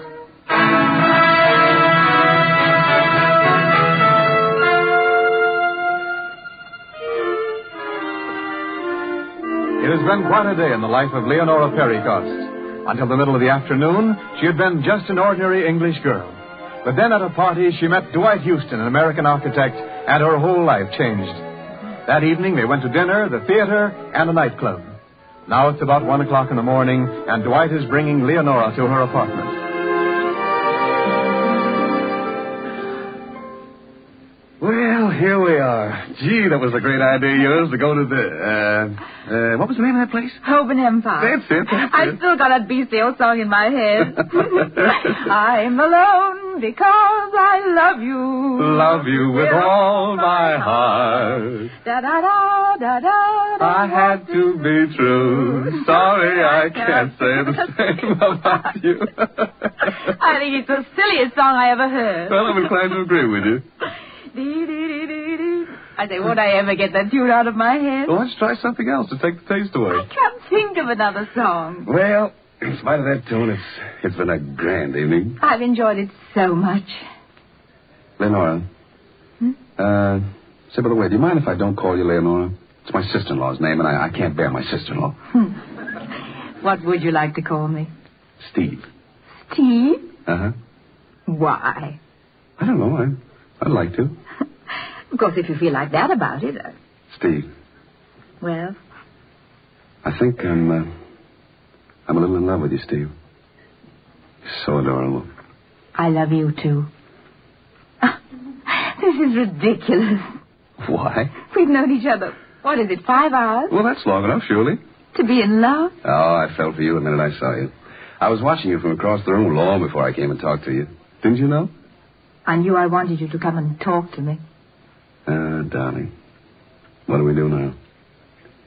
I feel we should rush out and do something violent. Knock down a cop or something. It's grand, isn't it? It is rather. It's like spring. Zowie. Yeah? I feel a bit lighthearted myself. We'll see each other lots, won't we? Lots. You'll be in England only 3 weeks, you said. Oh, let's not talk about that, huh? No. Mind over matter. Oh, We'll have fun the way we had this evening. Let's see, what shall we do tomorrow? Oh, let's go into the country, can we, for the day? I thought you were here on business. Haven't you appointments? Well, I'll see a man a week from Thursday, but just for an hour in the morning. That's what it is. Business, business, business all the time. All right, then. We'll take my car. Go down to Sussex, somewhere on the Downs. Oh, I've heard of Sussex. I should think so. No. Hasn't it got a dialect? That's where they say Dumbledown, isn't it? No, that's Somerset. Ah, these suburbs. How do you know about Dumbledown? Oh, B. Lilly used to sing a song about it. Shall we drink ale? Oh, you don't know how disappointed I was the first time I came over here and found that ale in England was the same as beer in America. I'd always pictured ale as something terribly special, like sack or mead. I know. Or possets. What's a posset? Sounds like an animal. Not possums, possets. It's a drink, sort of a nightcap, I think. Oh, possets. That sounds silly, doesn't it? I'll tell you what, let's not have them, huh? Let's not. All right. I know a little inn where we'll lunch, with a stream and a garden. Oh, that's swell. I'll call for you. How early? About 10. Well, I'm a lazy riser, but I'll make an exception. You think I ought to go now? I think you ought. I never shall if you don't turn me out. I think you'd better. All right. Funny, Steve. Good night. Oh, by the way, Steve, would you consider marrying me? Would you? What? Could we do it tonight? Of course not. Well, why not? Do you have to have an act of parliament? No. Wouldn't you? Oh, do, Steve, please. It isn't much to ask. I couldn't. It'd be crazy. Oh, I want to this minute. Terribly. Just so as not to lose you. But I've got some sense. Well, what's sense got to do with it? Everything. Look at it sensibly. I've only known you 5 hours. I can't get married like this. I don't know a thing about you except that you're fun and that I like you. Oh, I should have thought those were reasons enough. No, but be sensible. Oh, how can I? Over you. I tell you, I'm crazy about you. Don't you believe we'd make a go of it? I don't know. Just imagine the scene with Mother and Father. Mother, I've got something to tell you. Yes, dear, what is it? I'm going to be married. Oh, really, dear? Who to? Anyone we know? No, Dwight Houston. And who may Dwight Houston be? That's Father. Yeah. He's an American. An American? And how long have you known him? Oh, about 5 hours. I can't even imagine the reply to that. Oh, well, that's easy. But, Mother, I'm in love with him. Oh, but this is absurd of us. I don't know you. I don't know the first thing about you. We can't be in love with each other. Well, don't let's bother too much about it, shall we? We seem to like each other anyway. Besides, there's always Juliet. Juliet? Well, she and Romeo did it in 5 speeches. I always said that was an improbable play. If I profane with my unworthiest hand, well, what's the rest of it? I don't know. We've got it in the bookcase somewhere. Oh, here it is. Oh, I'll find the place. No. Yeah, I got it right here. If I profane with my unworthiest hand this holy shrine, the gentle fine is this. My lips, 2 blushing pilgrims, ready stand to smooth that rough touch with a tender kiss. He's a fresh guy, that Romeo.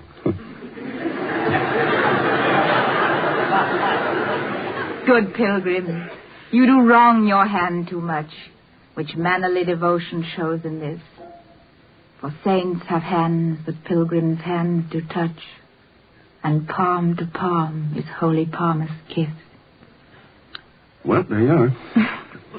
Well, we're hardly Romeo and Juliet, are we?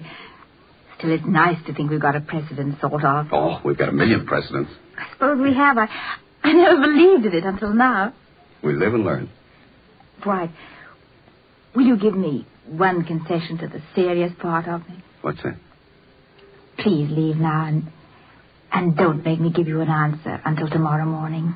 All right, I'll go. But you got to promise to say yes. I promise. Good night, hideous. Sweet, good night. This bud of love by summer's ripening breath. What? I don't want to take it like that. Well, then. Like a song? I'm alone because I love you. Love you with all my heart. Good night, Steve. Good night.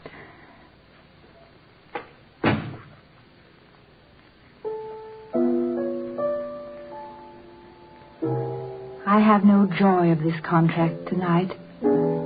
It is too rash, too unadvised, too sudden. I'm alone because I love you with all my heart. Da-da-da, da-da, it has to be true. Oh, Dwight, I don't know what to do. I love you so. I'm alone because I love you.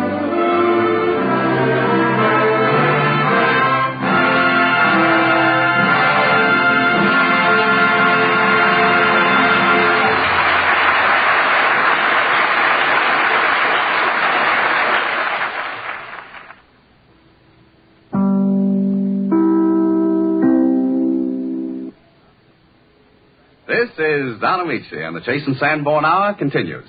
Hidden in the scores of many almost forgotten operas are a great many beautiful arias. One of these operas is Massenet's Leroy Delors, from which Nelson Eddy sings Promesse de mon avenir. How did I do, Nelson? Well, you were warm. Well, since you're going to sing it, I think you better say it. All right. From Massenet's Leroy Delors, the aria Promesse de mon avenir. Oh, lovely. Thank you, and Nelson Eddy sings it.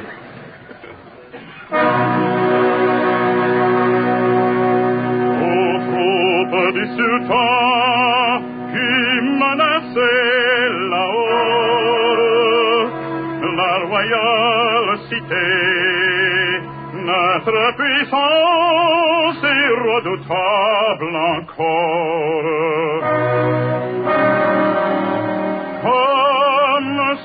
Chassaient une invisible main, elles ont du désert gagné le chemin. Le peuple est rassuré,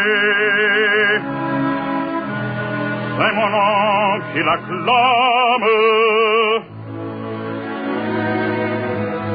Le calme est rentré dans mon âme et je puis être heureux.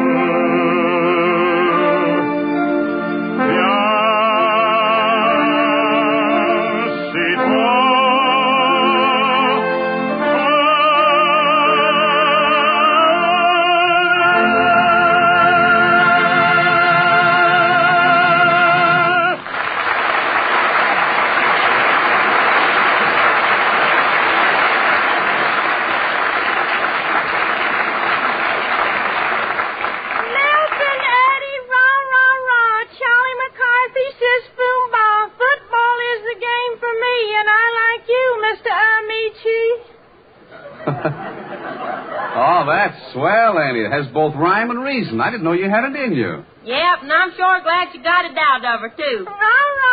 That'll do, Annie. You know, Mr. Amici, ever since we see that there football game yesterday, Annie's been sort of what you might call cheer-happy. Oh, you took in a football game, huh, Judy? Oh, I bet you had a good time out there, huh? I had a good fight. A fight? Yes, sir. We no more than sat down when a fella passed me an insult, and Zeke up and bashed him one. Well, I don't blame him. If anybody insulted you with me around, I'd bash him one myself. Would you? Well, I certainly would. Anybody want to try him out? Never mind that. Zeke, what did the fella say about Judy that got your dander up? Ain't nobody calling my sister a hog.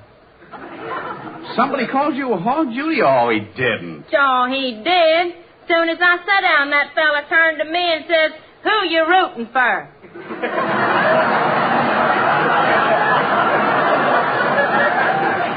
Well, who were you rooting for? Which team were you for? Well, I wasn't for nobody, and I wasn't against nobody. See, I just wanted to see them bust each other around. Oh, the weaker sex, huh? Were you sitting near enough to see them get busted? Well, I tell you, I and Annie were satisfied, but Zeke kept on complaining that the players was getting smaller and smaller all the time till he could hardly see them. Well, maybe he was sitting up too high. Didn't you bring glasses along, Zeke? No, I just drunk it out of the jug.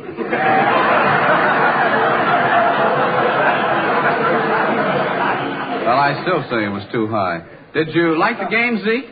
What I saw of it. I liked it, too. Oh, why don't you get with it, Annie? You didn't even pay no attention to the game after some fella said this how you was a beauty. Annie found an admirer. Oh, I knew she must be somebody's type. You did. Well, I'm a-telling you, Mr. Amici, that fella what was selling them sandwiches walked right by all them movie stars without giving them a tumble. But when he come by us, he looked straight at Annie and he yelled, "Hot dog!"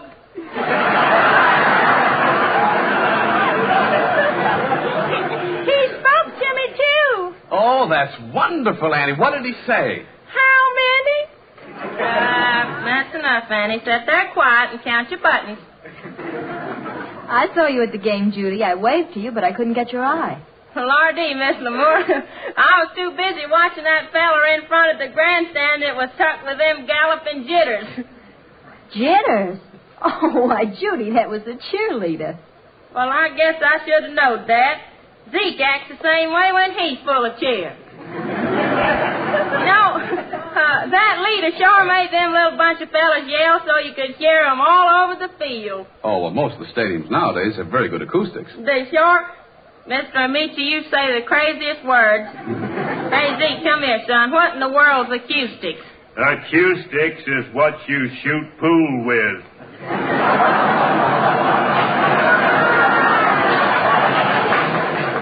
There you are, Mr. Amici. That boy's going to be a great wit someday. Well, why not? He's halfway there already. You said that right. Well, anyhow, he's happy. You Canova certainly had your troubles. You were insulted, Zeke had eye trouble, and Annie found romance with mustard and relish. Did you by any chance see a football game? You can't prove it by me. They sure do a lot of nothing before anybody footballs. Well, first thing to catch my eyes was them boys on the field all getting in a circle with their heads together and the arms around each other. Real romantic-like. Oh, why, Judy, that's the huddle. I can see you got a lot to learn about football. You reckon you could teach me to huddle? What I mean is you should go with somebody who knows what it's all about. Oh, you think I oughta, huh? Well, sure. Well, I ain't busy tomorrow night.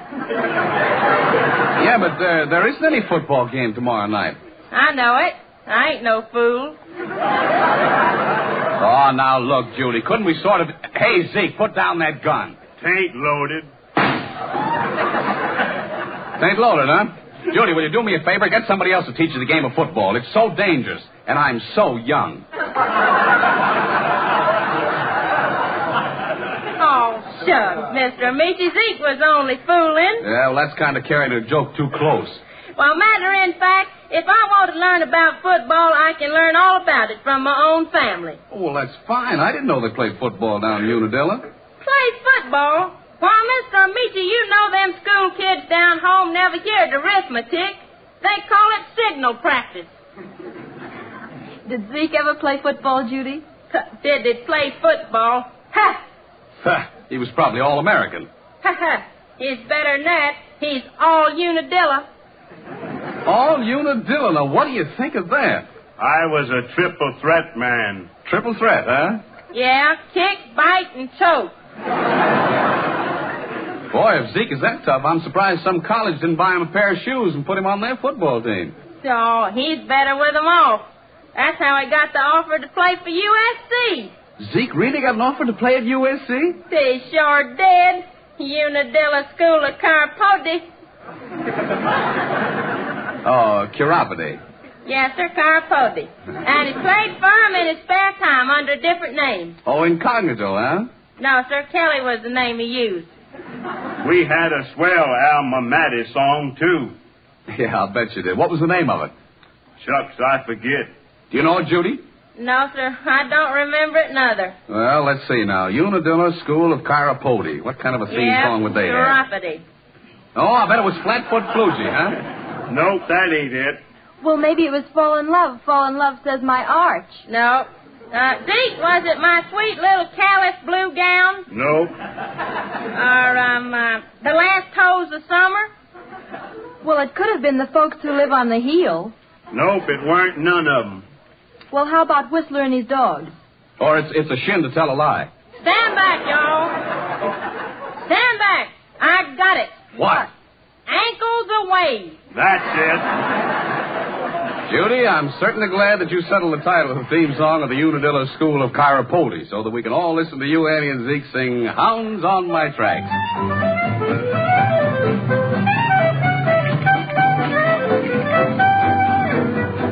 Hounds on my track, chickens on my back. Gonna make it to my shanty if I can. If I can. If I can. Gonna make it to my shanty if I can.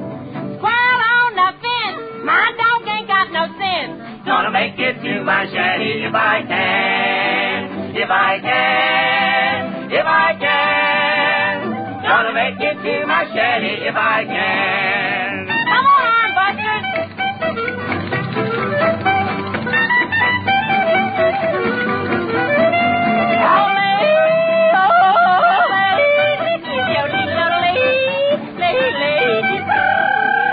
Nelson Eddie sings high G.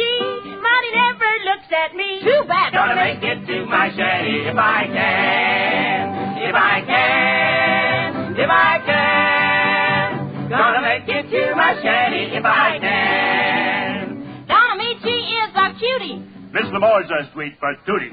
Gonna make it to my shanty if I can. If I can. If I can. Gonna make it to my shanty if I can. We chopped down the old pine tree to make McCarthy a brand new knee. Gonna make it to my shanty if I can. If I can. If I can. Gonna make it to my shanty if I can.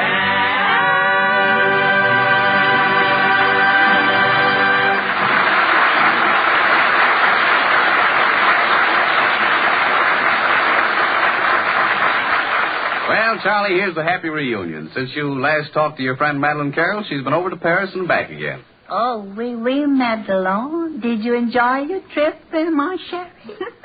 Oui, Charlot. C'était très magnifique. Oh, très good. Did you miss me? I thought of you all the time, Charlie. And just to prove it, I brought you a present from Paris. Oh, no. A present? For me? Yes. Oh, you shouldn't have. What is it? Yes. Well, now let me see. It isn't the Eiffel Tower. No. A scooter, perhaps? No, Charlie, it's better than that. Oh. It's a letter. A letter? Oh. Is there a check in it?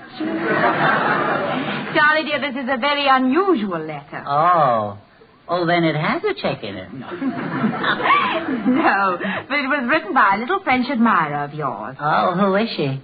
It isn't a she, it's a boy. Yeah. Disappointment number 2. This is getting worse all the time.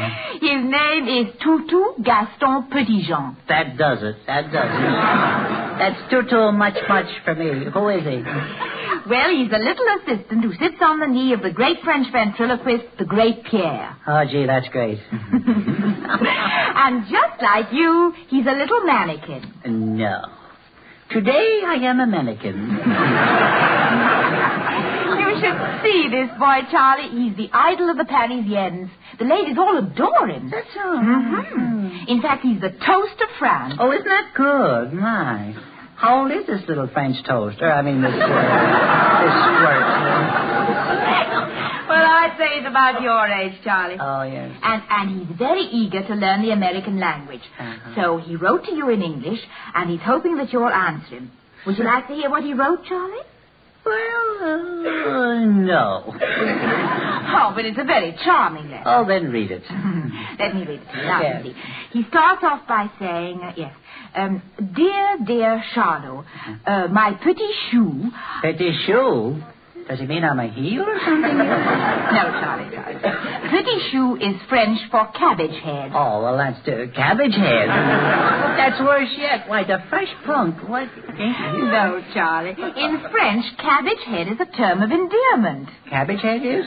Well, it doesn't translate very well, I'll say that much. And then he writes, every week I listen to hear you on the air over the TSF. The TSF? Oh, the little fool, he means NBC, doesn't he? No, Charlie, dear. You see, they don't call it radio over there. Oh. They call it TSF, which stands for Telephone Sans Fil. Oh. Telephone without wires. Sure, I'll bet you. Oh, telephone without wires. I don't think it'll ever be practical. Well, be that as it may. Let me read you the rest of Tutu's letter. Oh, do, yes, do. I try to obtain your program every Monday morning, but I am not very successful. Oh, that's too bad, isn't it? That is too bad, yeah. I wonder if you ever tried tuning in on Sunday night. The dope cabbage head. That's the part that learns me of. But, Charlie, don't you realize that the clocks are 5 hours faster in Paris than here? They are? Mm-hmm. Well, can't they slow them down? Now, why hasn't someone thought of that? Well, I just did. Somebody ought to make notes of these things. But to go on with the letter. Tutu says... Tutu, here we go again. Oh, I know I like him.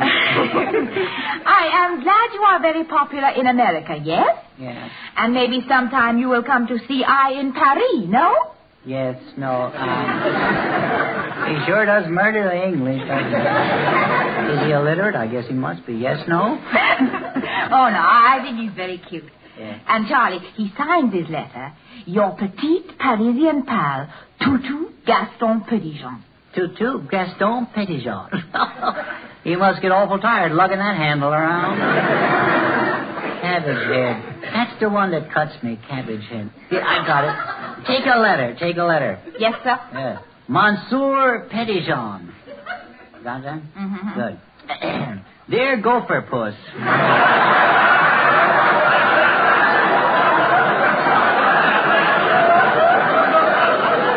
Gopher Puss? Yes, Gopher Puss. In America, that's a term of endearment. Well, I never heard of that, Charlie. Well, I never heard of cabbage head. Gopher Puss stays. Yes, sir. I'm sorry. Yeah, don't let it happen too often. And to continue, quote. Have you got that? Yes. I never hear your program in America with or without wires, Sanborn. But I will forgive you for that cabbage head crack if, when I get to Paris, you will chercher la femme for me, and I will do the same for you in America. Your American army, Charlie Orgy. I'll mail that as it is. Very good, sir. And I'm sure Tutu will be most pleased when he receives this letter. Yeah, I thought it was rather well put myself. What kind of a boss does Tutu have? Oh, he's very handsome, debonair, and he has a moustache. Oh, he has. Oh, yes. Maybe Bergen could raise a mustache, huh? Well, I don't know. It might be too much of a strain on his system. You think he'd look better with a mustache, Charlie? Well, it would help, yes. You couldn't see his lips move while I was talking.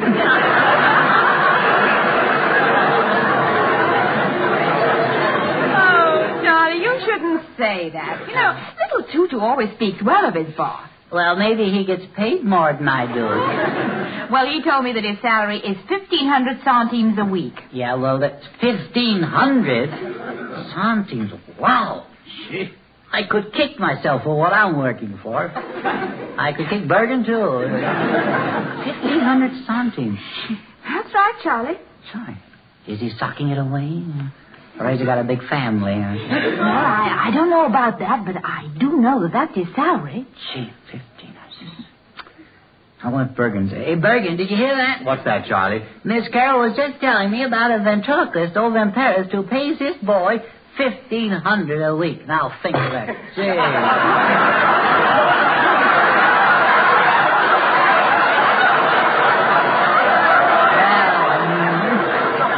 So my hat fell off. Yeah. It's enough to make it fall off. Yeah. I could jump on it. 1,500 a week. Oh, 1,500 a week? Why, I can't believe that. Well, Miss Carroll just said to Miss Carroll, well, just tell me about this ventriloquist. Go on, tell him about it. Is it true? That's right. 1,500 centimes. Oh, 1,500 centimes. Yeah, centimes. Yeah, well, centime that's French for, Yeah, well, it's still a buck. Oh, no, it isn't. Oh, no. No, It's still a buck. it's 100 centimes to make a franc. With mustard? Why, a centime? Why, that's less. Why, it's much less than a cent. Yeah? Yeah. Less than a cent? Why, of course it is. Is there anything less than a penny? Of course there is. Well, how come you haven't paid me off in it?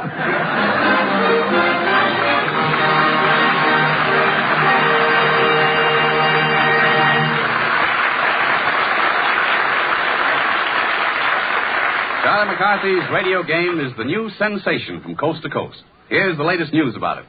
Everybody's playing Charlie's new radio game. Yes, sirree. Small fry, big fry, from 6 to 60. That's right, Charlie. It's packed with suspense and thrills. It's fascinating. You bet it is, yes. You get 21 figures of the stars on this program, and they're all in beautiful, natural color. Yeah, Bergen's in usual pale pink. Charlie, please. There are 4 figures each of Edgar Bergen, Nelson Eddy, Don Amici, Dorothy Lamour, and Robert Armbruster.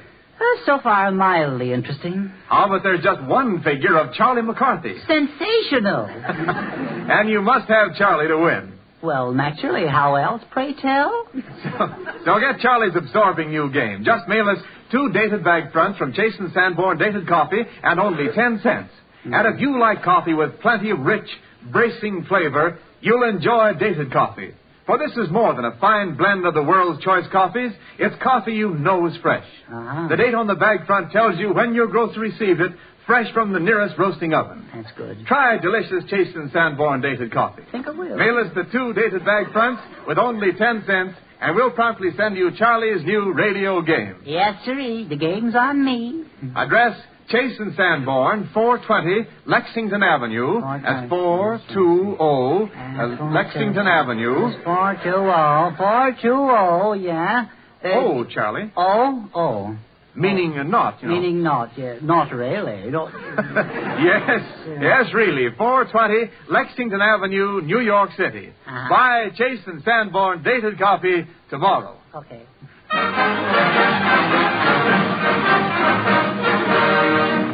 October soon fades into November, and Nelson Eddy bids it farewell with a drinking song from Robin Hood, Brown October Ale. And it's will you quaff with me, my lads, and it's will you quaff with me. It is a draught of nut brown ale I offer unto ye. All humming in the tankard, lads, it cheers the heart forlorn. Oh, here's a friend to everyone, 'tis stout John Barleycorn. So laugh, lads, and quaff, lads, 'twill make you stout and hale. Through all my days I'll sing the praise of Brown October Ale. Yes, lads and quaff, lads, will make you stout and hale. Oh, through all my days I'll sing the praise of Brown October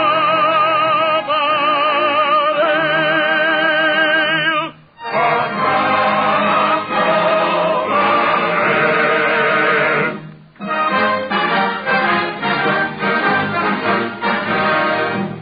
And it's will you love me true, my lass, and it's will you love me true.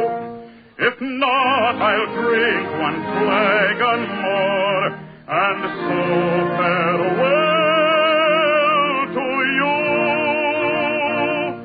If Jean or Ma or Nan or Doll should make your heart to mourn, fill up the pail with nut brown ale and toast John Barleycorn.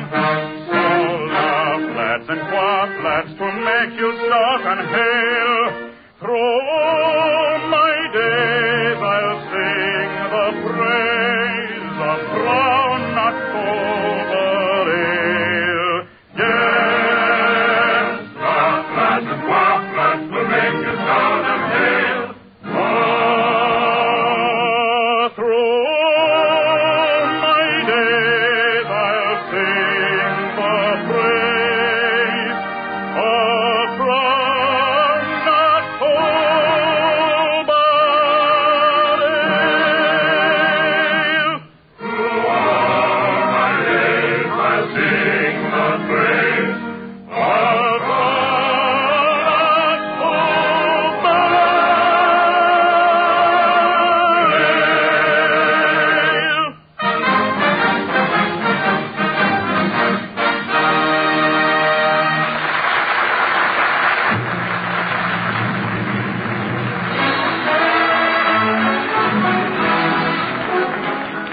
Here we are once more at the end of another Chase and Sanborn hour. An hour made possible by your purchases of Chase and Sanborn coffee. That's the best way to tell us you enjoy our show. We'll all be back next Sunday.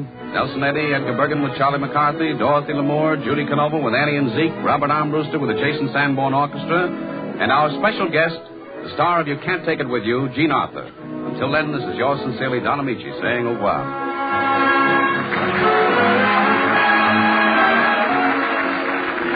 Be with with us again next Sunday for another Big Chase in Sanborn Hour. Gene Arthur, Don Amici, Nelson Eddy, Edgar Bergen, Charlie McCarthy, Dorothy Lamour, Judy Canova, with Annie and Zeke and Robert Armbruster and the Chase in Sanborn Orchestra. Heard on this program were Two Sleepy People from Thanks for the Memory and The Big Show by Jerome Kern. This is Wendell Niles speaking for the makers of Chase in Sanborn Coffee. This is the National Broadcasting Company.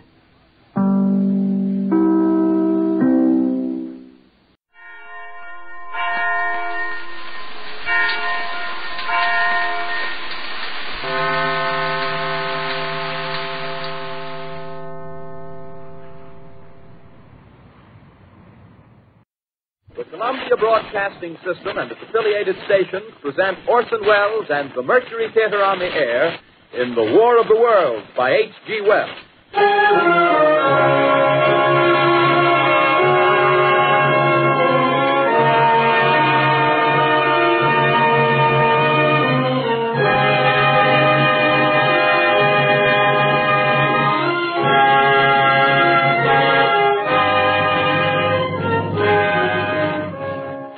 Ladies and gentlemen, the director of the Mercury Theater and star of these broadcasts, Orson Welles.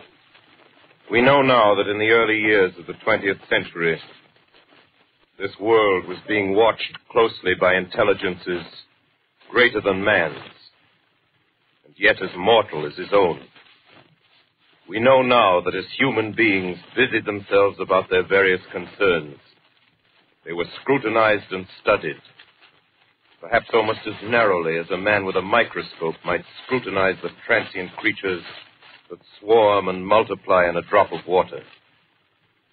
With infinite complacence, people went to and fro over the earth about their little affairs, serene in the assurance of their dominion over this small, spinning fragment of solar driftwood, which by chance or design, man has inherited out of the dark mystery of time and space.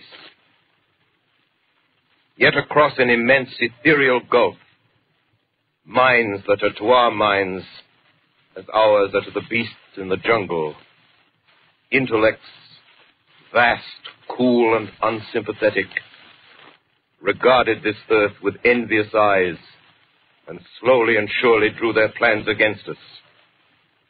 In the 39th year of the 20th century came the Great Disillusionment. Near the end of October, business was better. The war scare was over. More men were back at work. Sales were picking up.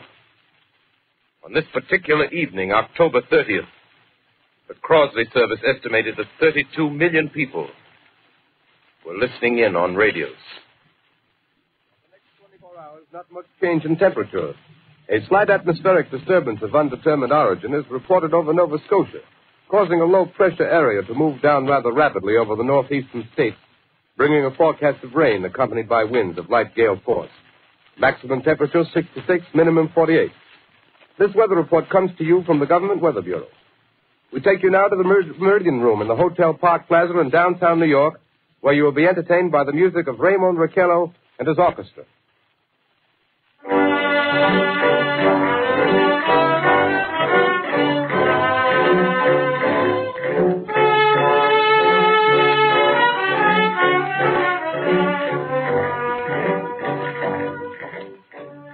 Good evening, ladies and gentlemen.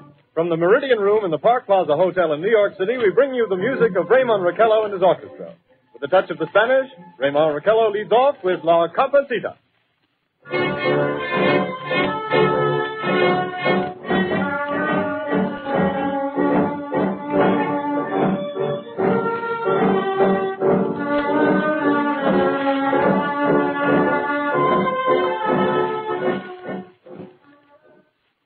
Ladies and gentlemen, we interrupt our program of dance music to bring you a special bulletin from the Intercontinental Radio News. At 20 minutes before 8 Central Time, Professor Farrell of the Mount Jennings Observatory, Chicago, Illinois, reports observing several explosions of incandescent gas occurring at regular intervals on the planet Mars. The spectroscope indicates the gas to be hydrogen and moving toward the Earth with enormous velocity. Professor Pearson of the observatory at Princeton confirms Farrell's observation and describes the phenomenon as, quote, like a jet of blue flame shot from a gun, unquote. We now return you to the music of Ramon Raquello, playing for you in the Meridian Room of the Park Plaza Hotel, situated in downtown New York.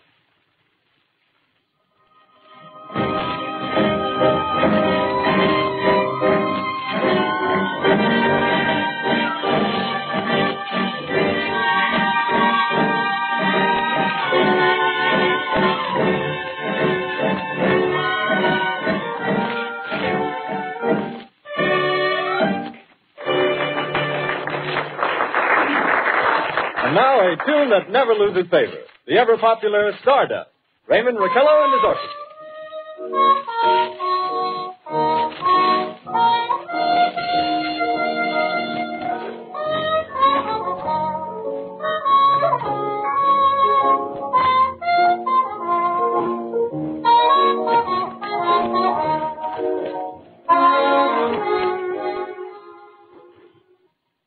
Ladies and gentlemen, following on the news given in our bulletin a moment ago, the Government Meteorological Bureau has requested the large observatories of the country to keep an astronomical watch on any further disturbances occurring on the planet Mars. Due to the unusual nature of this occurrence, we have arranged an interview with a noted astronomer, Professor Pearson, who will give us his views on this event. In a few moments, we will take you to the Princeton Observatory at Princeton, New Jersey. We return you until then to the music of Ramon Raquello and his orchestra.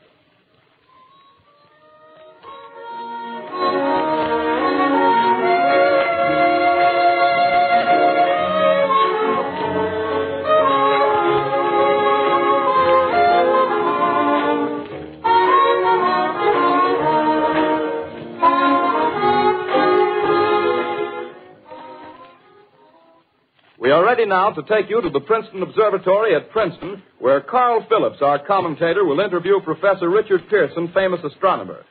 We take you now to Princeton, New Jersey. Good evening, ladies and gentlemen. This is Carl Phillips speaking to you from the observatory at Princeton.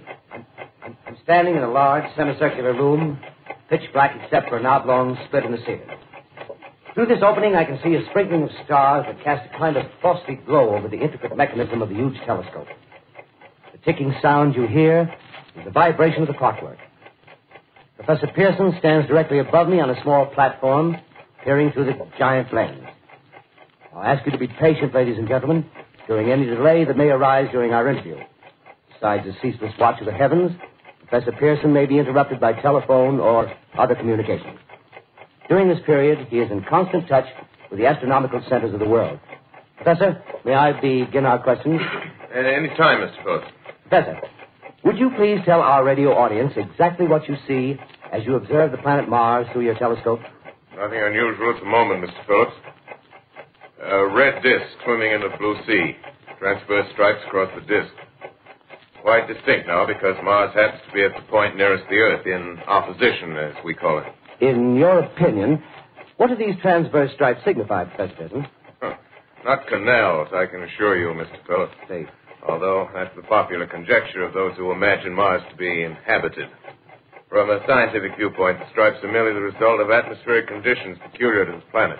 Then you're quite convinced, as a scientist, that living intelligence as we know it does not exist on Mars? I'd say the chances against it are 1,000 to 1. And yet, how do you account for these gas eruptions occurring on the surface of the planet at regular intervals? Phillips, I cannot account for it. By the way, Professor, for the benefit of our listeners, how far is Mars from the Earth? Approximately 40 million miles. Well, that seems a safe enough distance. Just a moment, ladies and gentlemen. Someone has just handed Professor Pearson a message. While he reads it, let me remind you that we are speaking to you from the observatory in Princeton, New Jersey, where we are interviewing the world-famous astronomer, Professor Pearson. One moment, please. Professor Pearson has passed me a message which he has just received. Professor, may I read the message to the listening audience? Certainly, Mr. Phillips. Ladies and gentlemen, I shall read you a wire addressed to Professor Pearson from Dr. Gray of the Natural History Museum, New York. Quote, 9:15 p.m. Eastern Standard Time. Seismograph registered shock of almost earthquake intensity occurring within a radius of 20 miles of Princeton. Please investigate. Signed, Lloyd Gray, Chief of Astronomical Division. Unquote. Professor Pearson, Could this occurrence possibly have something to do with the disturbances observed on the planet Mars? Hardly, Mr. Phillips. This is probably a meteorite of unusual size, and its arrival at this particular time is merely a coincidence. However, we shall conduct a search as soon as daylight permits. Thank you, Professor. Ladies and gentlemen, for the past 10 minutes, we've been speaking to you from the observatory at Princeton, bringing you a special interview with Professor Pearson, noted astronomer. This is Carl Phillips speaking. We are returning you now to our New York studio.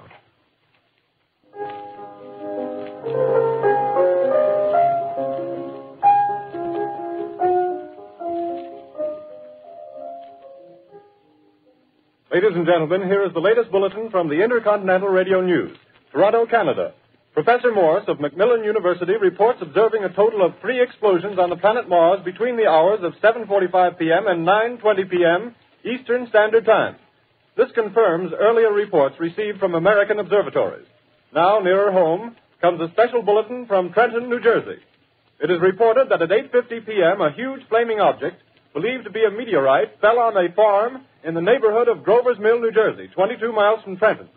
The flash in the sky was visible within a radius of several hundred miles, and the noise of the impact was heard as far north as Elizabeth.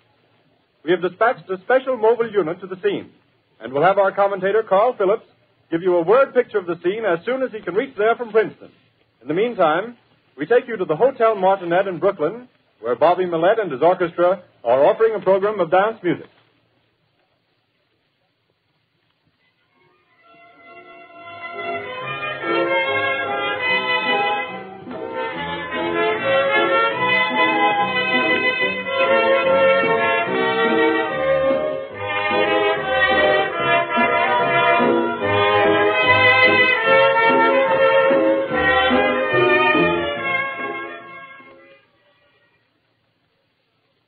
We take you now to Grover's Mill, New Jersey.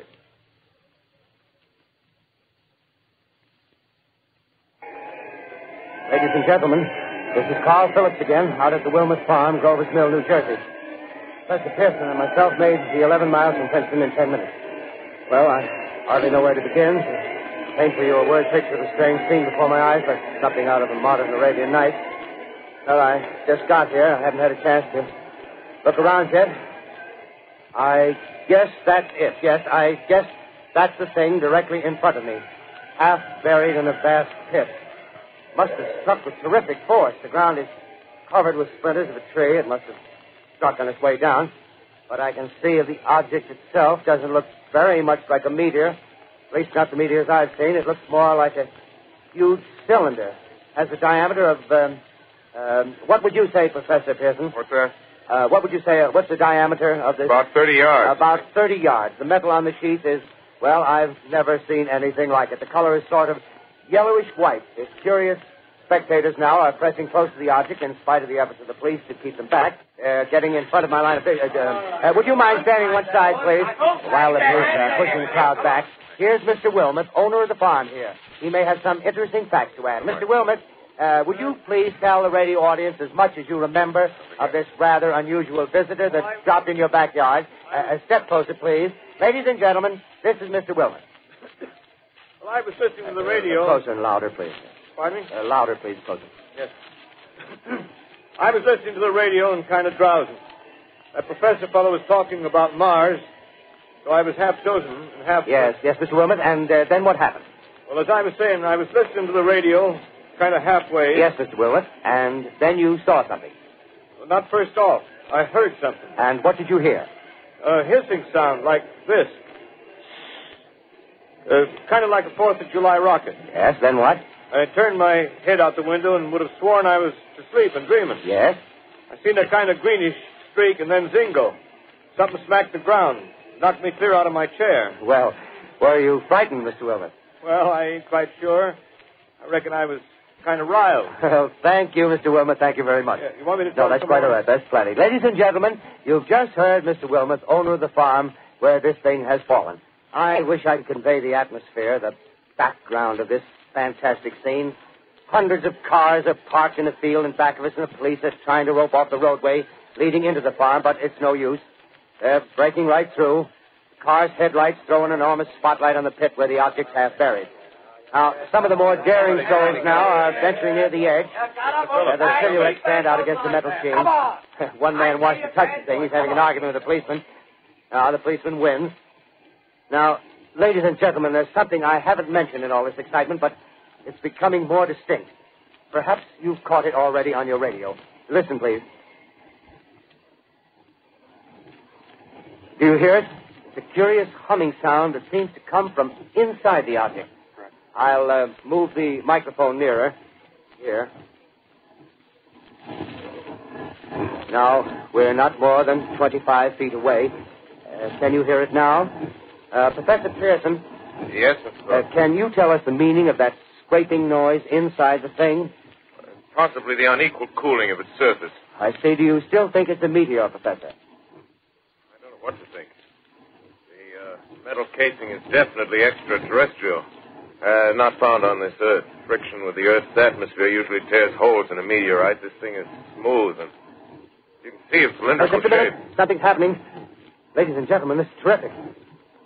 This end of the thing is beginning to flake off. The top is beginning to rotate like a screw, and the thing must be hollow. He's moving. Keep back there. Keep back there. Keep those men back. Keep back there. Keep those idiots back. Take off.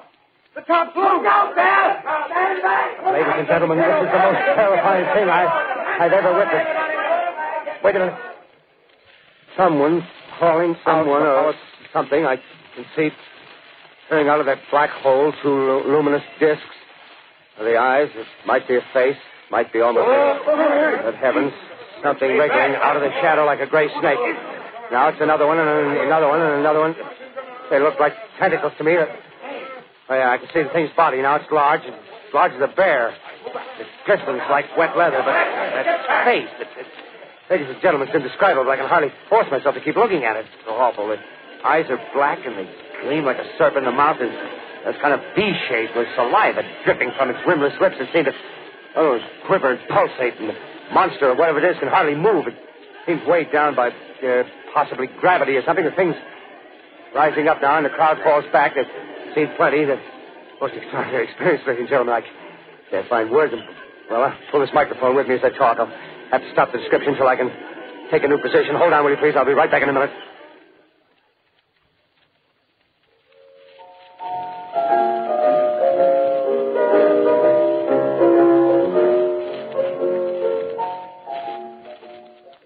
We are bringing you an eyewitness account of what's happening on the Wilmuth Farm, Grover's Mill, New Jersey.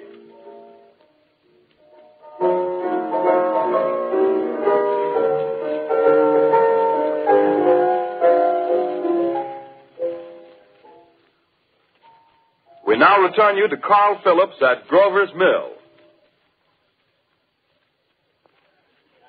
Ladies and gentlemen, Marion. Ladies and gentlemen, here I am, back of a stone wall that adjoins Mr. Wilmuth's garden. From here, I get a sweep of the whole scene. I'll give you every detail as long as I can talk and as long as I can see. More state police have arrived. They're drawing up a cordon in front of the pit. About 30 of them.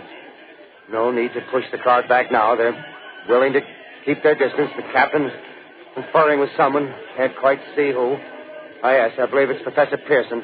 Yes, it is. Now they've parted, and the professor moves around one side, studying the object while the captain and two policemen advance with something in their hands.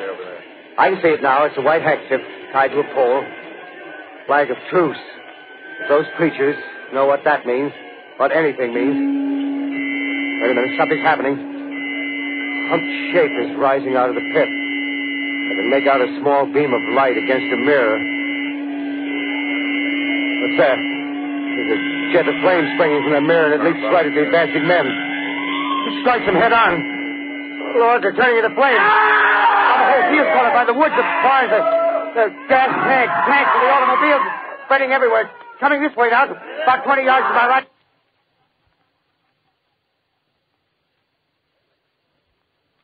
Ladies and gentlemen, due to circumstances beyond our control, we are unable to continue the broadcast from Grover's Mill. Evidently, there's some difficulty with our field transmission. However, we will return to that point at the earliest opportunity. In the meantime, we have a late bulletin from San Diego, California. Professor Indelkoffer, speaking at a dinner of the California Astronomical Society, expressed the opinion that the explosions on Mars are undoubtedly nothing more than severe volcanic disturbances on the surface of the planet. We continue now with our piano interlude.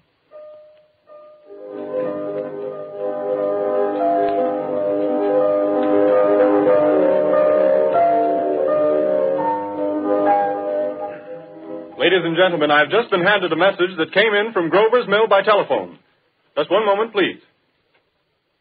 At least 40 people, including 6 state troopers, lie dead in a field east of the village of Grover's Mill, their bodies burned and distorted beyond all possible recognition. The next voice you hear will be that of Brigadier General Montgomery Smith, commander of the state militia at Trenton, New Jersey.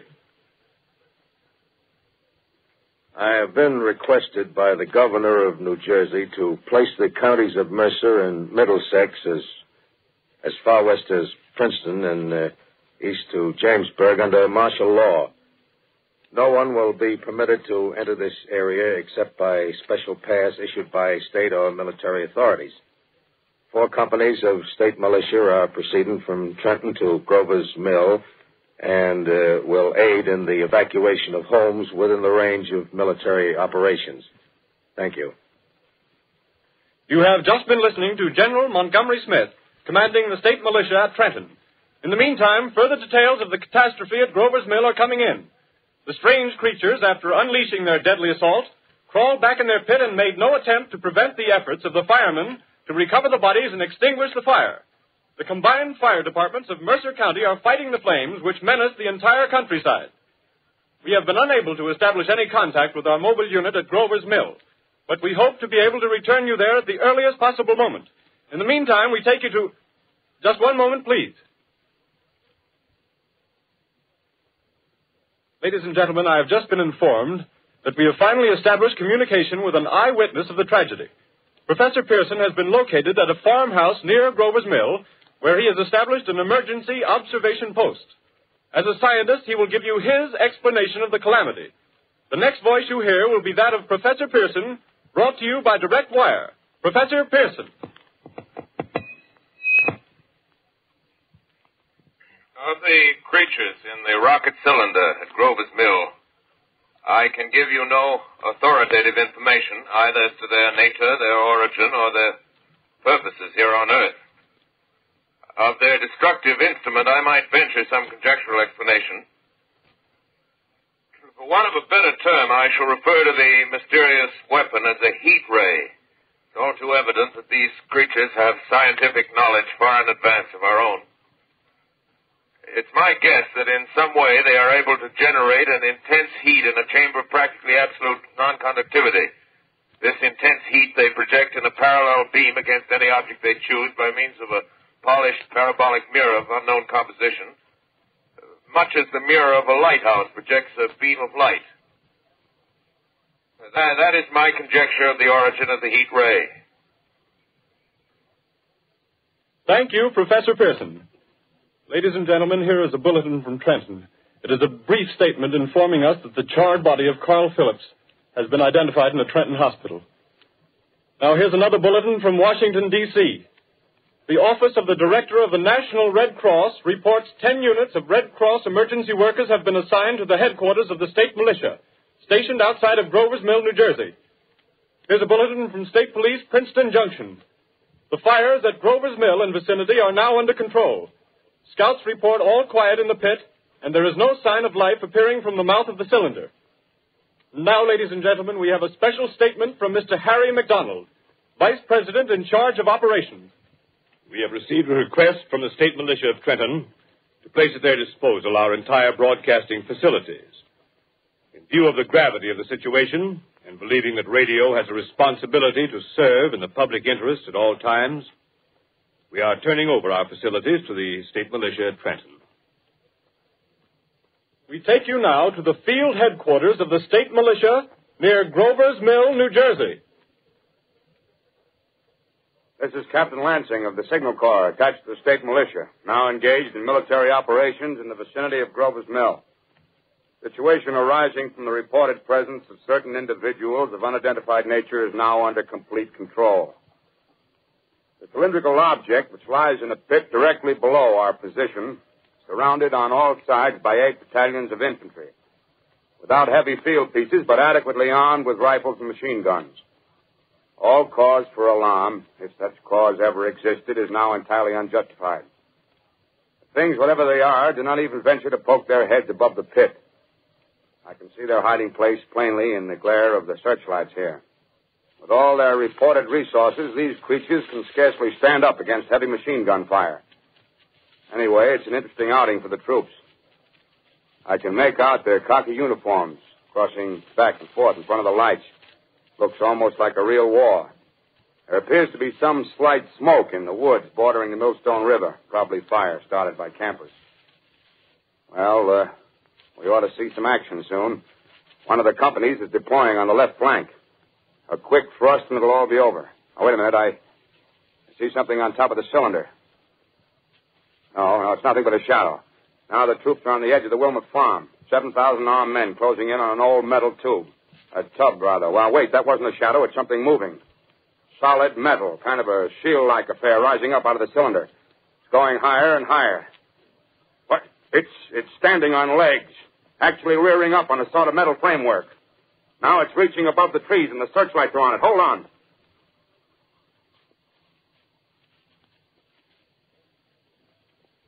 Ladies and gentlemen, I have a grave announcement to make. Incredible as it may seem, both the observations of science and the evidence of our eyes lead to the inescapable assumption that those strange beings who landed in the Jersey farmlands tonight are the vanguard of an invading army from the planet Mars. The battle which took place tonight at Grover Mills has ended in one of the most startling defeats ever suffered by an army in modern times. 7,000 men armed with rifles and machine guns pitted against a single fighting machine of the invaders from Mars. 120 known survivors.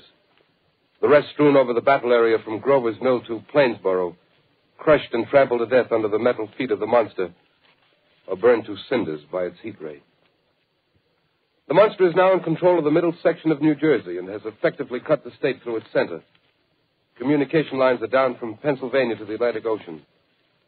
Railroad tracks are torn and service from New York to Philadelphia discontinued, except routing some of the trains through Allerton and Phoenixville. Highways to the north, south, and west are clogged with frantic human traffic. Police and army reserves are unable to control the mad flight. By morning, the fugitives will have swelled Philadelphia, Camden, and Trenton. It is estimated to twice their normal population. Martial law prevails throughout New Jersey and eastern Pennsylvania. At this time, we take you to Washington for a special broadcast on the national emergency. The Secretary of the Interior. Citizens of the nation, I shall not try to conceal the gravity of the situation that confronts the country, nor the concern of your government in protecting the lives and property of its people. However, I wish to impress upon you, private citizens and public officials, all of you, the urgent need of calm and resourceful action. Fortunately, this formidable enemy is still confined to a comparatively small area, and we may place our faith in the military forces to keep them there. In the meantime, placing our faith in God, we must continue the performance of our duties, each and every one of us, so that we may confront this destructive adversary with a nation united, courageous, and consecrated to the preservation of human supremacy on this earth. I thank you. You have just heard the Secretary of the Interior speaking from Washington.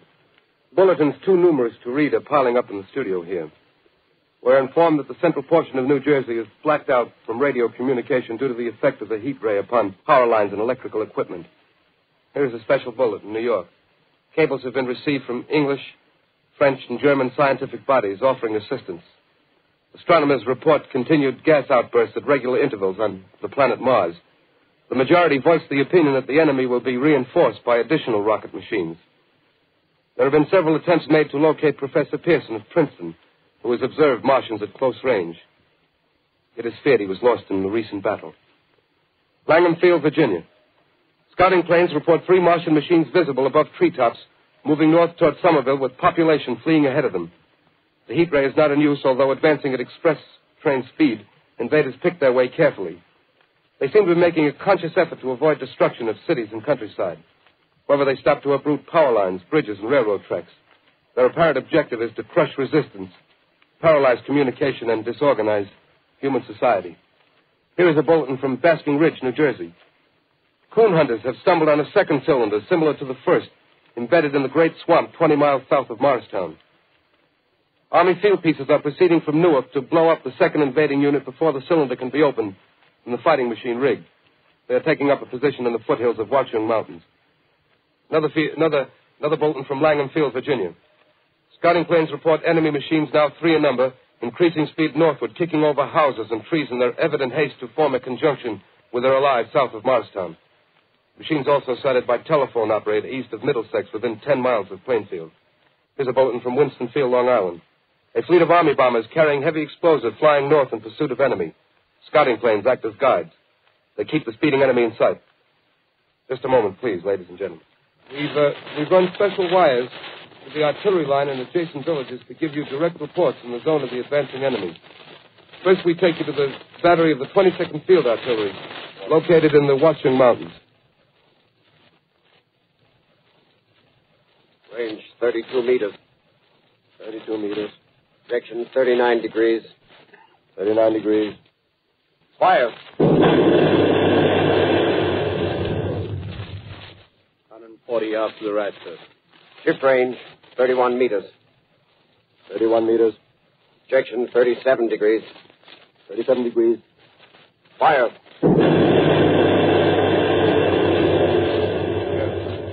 Hit, sir. Got the tripod of one of them. That's off. The others are trying to repair it. Quick, get the range. Shift 30 meters. 30 meters. Projection 27 degrees. 27 degrees. Fire.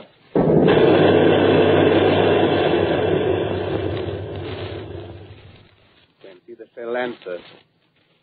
Letting off a smoke. What is it? Black smoke, sir. Moving this way. Lying close to the ground. Moving fast. Put on gas masks. Get ready to fire. Shift to 24 meters. 24 meters. Projection 24 degrees. 24 degrees. Fire.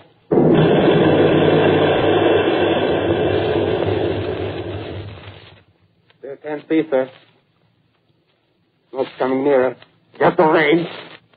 30 feet. Meters. 23 meters. 23 meters. 22. 22.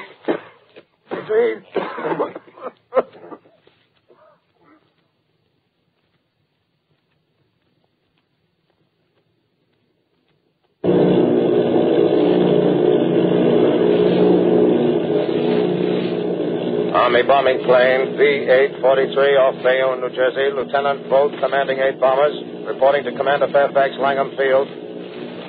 This is Bolt reporting to Commander Fairfax, Langham Field. Enemy tripod machines now in sight. Reinforced by 3 machines from the Morristown cylinder.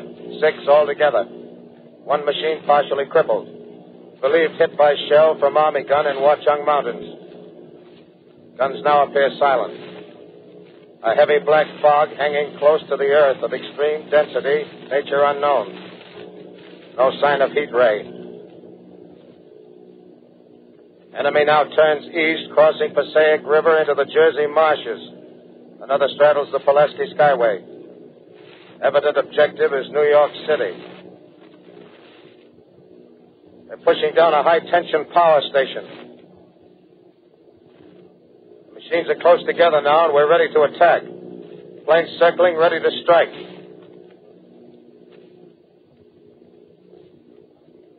A 1,000 yards, and we'll be over the first.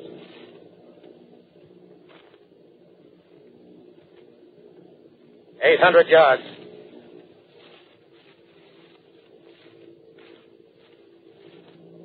600.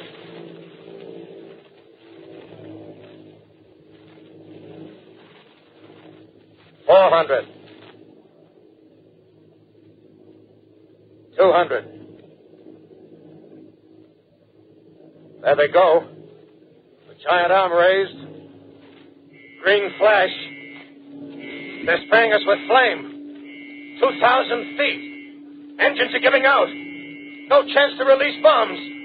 Only one thing left. Drop on them, plane and all. We're diving on the first one. Now the engine's gone. 8.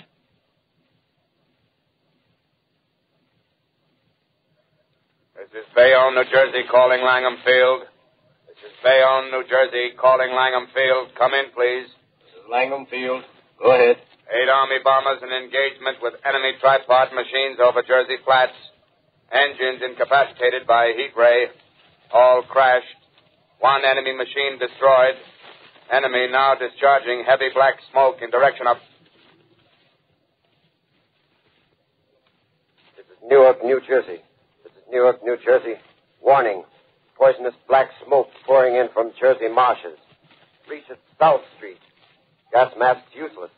Urge population to move into open spaces. Automobiles use routes 7, 23, 24. Avoid congested areas. Smoke now spreading over Raymond Boulevard.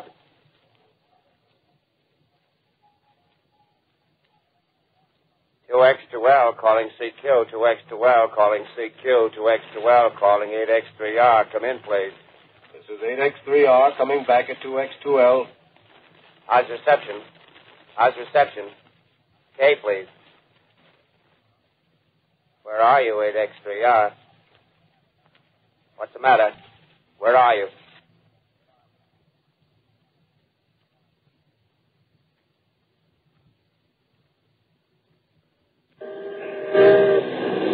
I'm speaking from the roof of Broadcasting Building. I'm speaking from the roof of Broadcasting Building, New York City. The bells you hear are ringing to warn the people to evacuate the city as the Martians approach.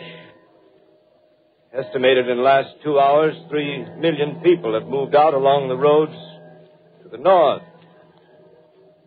Hutchison River Parkway is still kept open for motor traffic. Avoid bridges to Long Island, hopelessly jammed.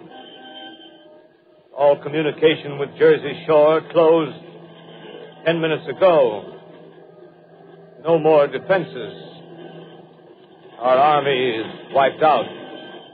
Artillery, Air Force, everything wiped out. This may be the last broadcast. We'll stay here to the end. People are holding service here below us in the cathedral. Now I look down the harbor, all manner of boats, overloaded with fleeing population pulling out from docks.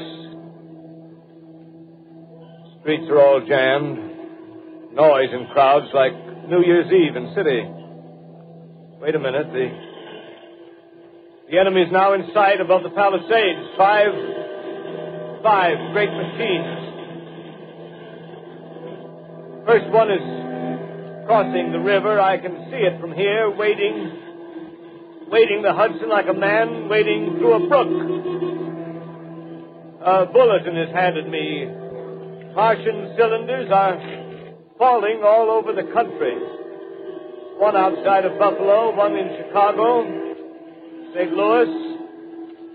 Seem to be timed and spaced.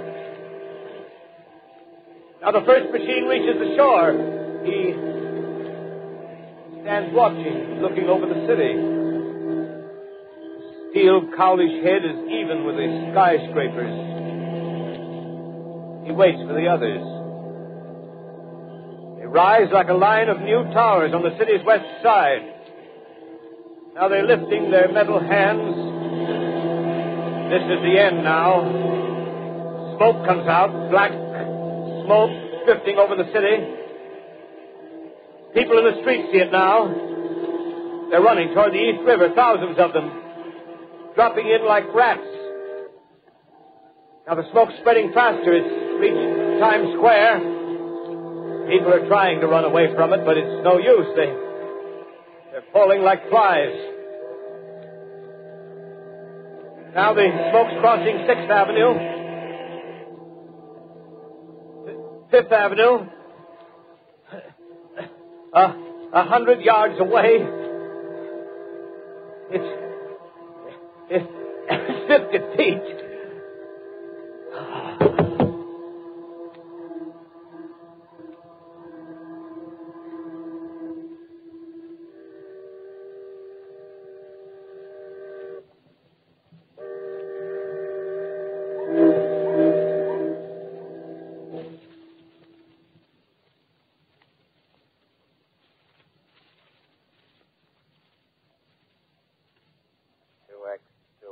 Calling CQ. 2X2L calling CQ. 2X2L calling CQ, New York. Isn't there anyone on the air? Isn't there anyone on the air? Isn't there anyone? 2X2L.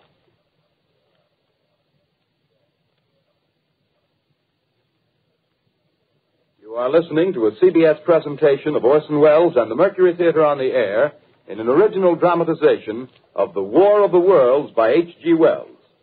The performance will continue after a brief intermission. This is the Columbia Broadcasting System. The War of the Worlds by H.G. Wells, starring Orson Welles and the Mercury Theater on the Air.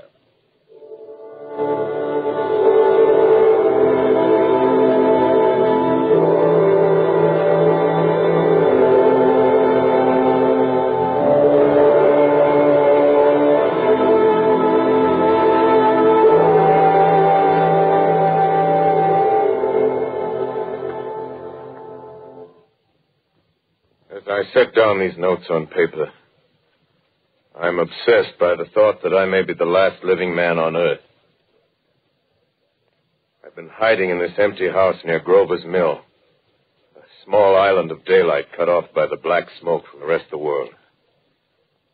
All that happened before the arrival of these monstrous creatures in the world now seems part of another life. A life that has no continuity with the present.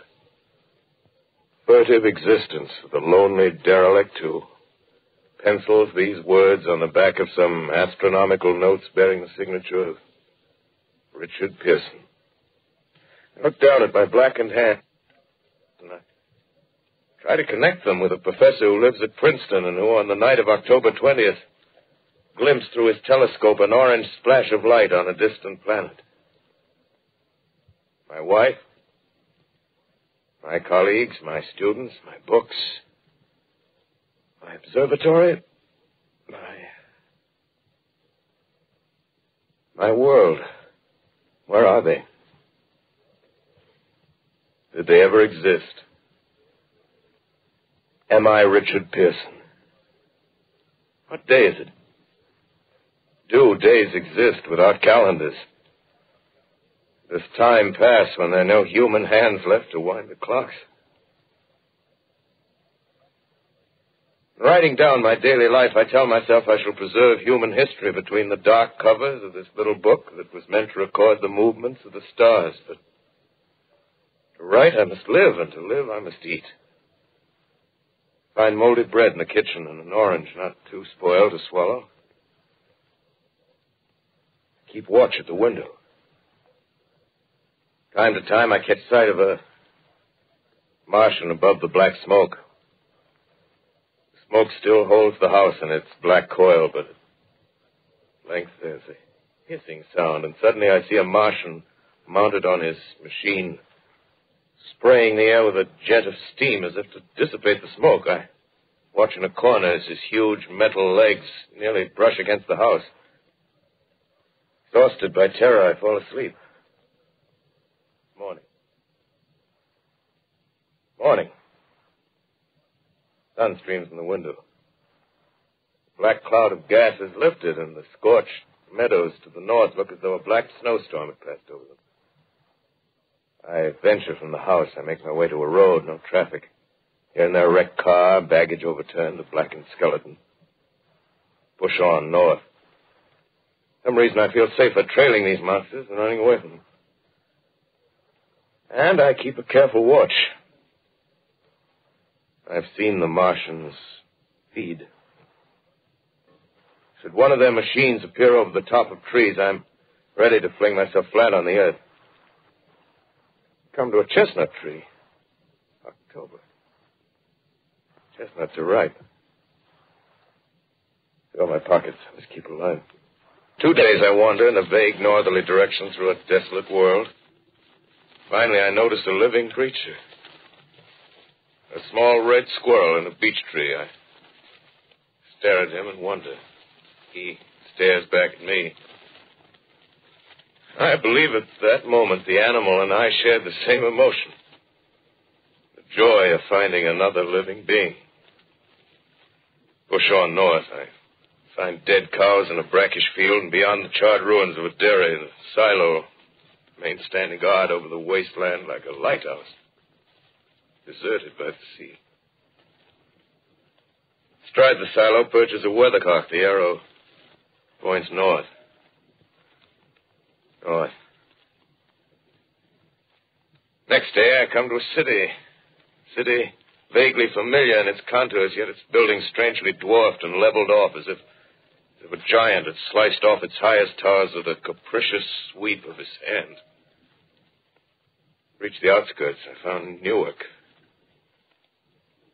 Newark, undemolished but humbled by some whim of the advancing Martians. Presently, with an odd feeling of being watched, I caught sight of something crouching in a doorway. I made a step towards it. It rose up and became a man. A man armed with a large knife. Stop! Where did you come from? I come from many places. A long time ago, from Princeton. Princeton, huh? That's near Grover's Mill. Yes. Grover's Mill. There's no food here. This is my country. All this end of town down the river. There's only food for one. Which way are you going? I don't know. I guess I'm looking for people. Hey, what was that? Did you hear something just then? No. Only a bird. A live bird. Yeah. You get to know that birds have shadows these days. Say, we're in the open here. Let's crawl in this doorway here and talk. Have you seen any Martians? No. They're going over to New York. Night, the sky's alive with their lights, just as if people were still living in it. By daylight, you can't see them. 5 days ago, a couple of them carried something big across the flats from the airport. I think they're learning how to fly. Fly? Yeah, fly. Then it's all over with humanity. Stranger, there's still you and I. 2 of us left. Yeah. They got themselves in solid. They wrecked the greatest country in the world. Those green stars, they're probably falling somewhere every night. They've only lost one machine. There isn't anything to do. We're done. We're licked. Where were you? You're in a uniform. Yeah, what's left of it. I was in the militia. National Guard. That's good. There wasn't any war. Any more than there's war between men and ants. Yes, but we're eatable ants. I found that out. What'll they do to us? I thought it all out. Right now, we're caught as we're wanted. A Martian only has to go a few miles to get a crowd on the run.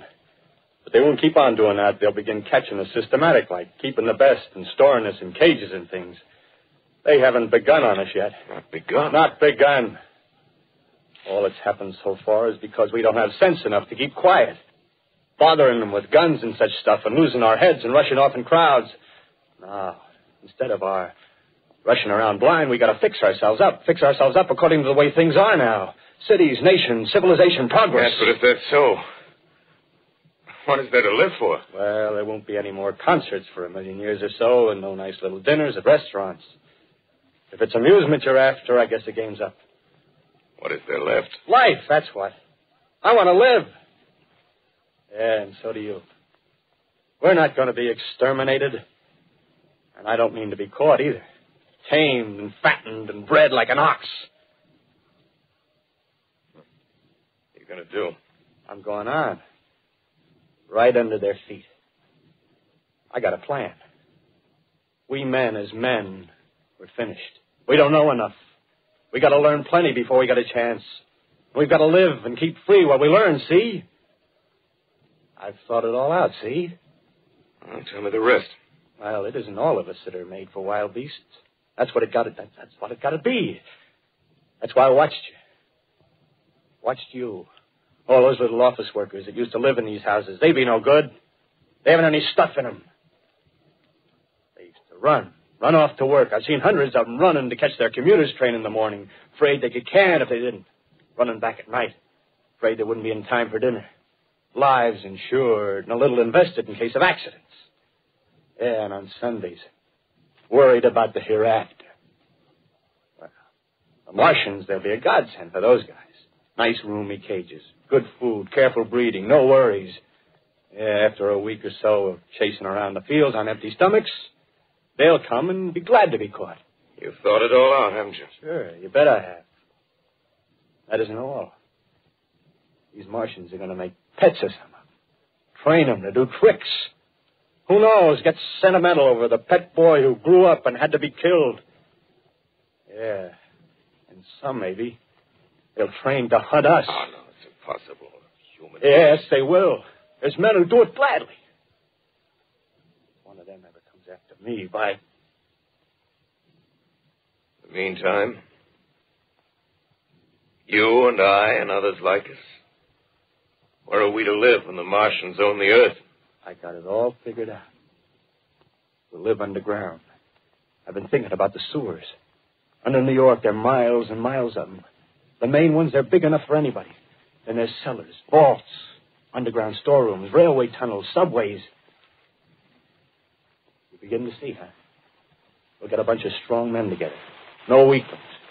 That rubbish, out. As you meant me to go. All right. Give you a chance, didn't I? Won't quarrel about that. Go on. Well, we got to make safe places for us to stay in, see? Get all the books we can. Science books. That's where men like you come in, see? We raid the museums. We'll even spy on the Martians. May not be so much we have to learn before... Listen. Just imagine this. 4 or 5 of their own fighting machines suddenly start off. Heat rays right and left. Not a Martian in them. Not a Martian in them, see? But men. Men who've learned the way how. May even be in our time. Gee. Imagine having one of them lovely things with its heat ray wide and free. We'd turn it on Martians. We'd turn it on men. We'd bring everybody down on their knees. That's your plan. You, me, a few more of us. We'd own the world. I see. Hey. Hey, what's the matter? Where are you going? Not to your world. Bye, stranger. Well, after parting with the artilleryman, I came at last to the Holland Tunnel, entered that silent tube. Anxious to know the fate of the great city on the other side of the Hudson. Cautiously, I came out of the tunnel and made my way up Canal Street. Reached 14th Street, and there again were black powder and several bodies and an evil, ominous smell from the gratings of the cellars of some of the houses. I wandered up through the 30s and 40s, stood alone on Times Square. Caught sight of a lean dog running down 7th Avenue with a piece of dark brown meat in his jaws and a pack of starving mongrels at his heels. Made a wide circle around me as though he feared I might prove a fresh competitor. Walked up Broadway in the direction of that strange powder, past silent shop windows, displaying their mute wares to empty sidewalks. Past the Capitol Theater, silent, dark. Past a shooting gallery where a row of empty guns faced an arrested line of wooden ducks. Near Columbus Circle, I noticed models of 1939 motor cars in the showrooms facing empty streets. Over the top of the General Motors building, I watched a flock of black birds circling in the sky. Hurried on.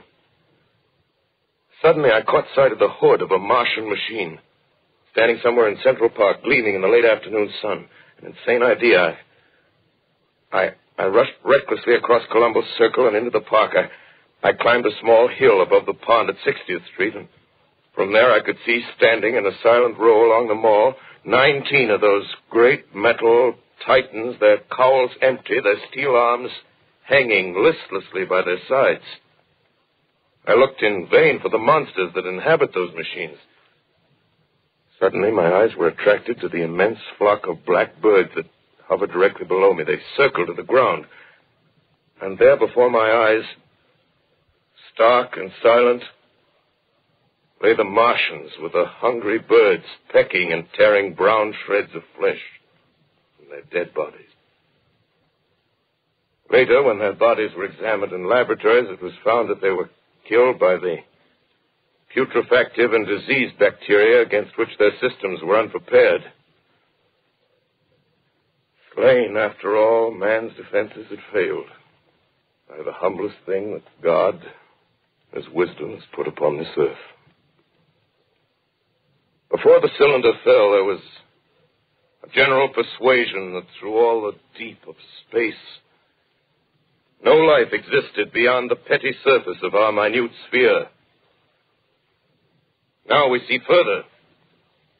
Dim and wonderful is the vision I've conjured up in my mind of life spreading slowly from this little seedbed of the solar system throughout the inanimate vastnesses of sidereal space. But a remote dream, maybe that the destruction of the Martians is only a reprieve to them and not to us. Is the future ordained, perhaps? Strange it now seems to sit in my peaceful study at Princeton, writing down this last chapter of the record, begun at a deserted farm in Grover's Mill. Strange to watch children playing in the streets. Strange to see young people strolling on the green where the new spring grass heals the last black scars of a bruised earth. Strange to watch the sightseers enter the museum where the dissembled parts of a Martian machine are kept on public view. Strange when I recall the time when I first saw it. Bright and clean-cut, hard and silent under the dawn of that last great day.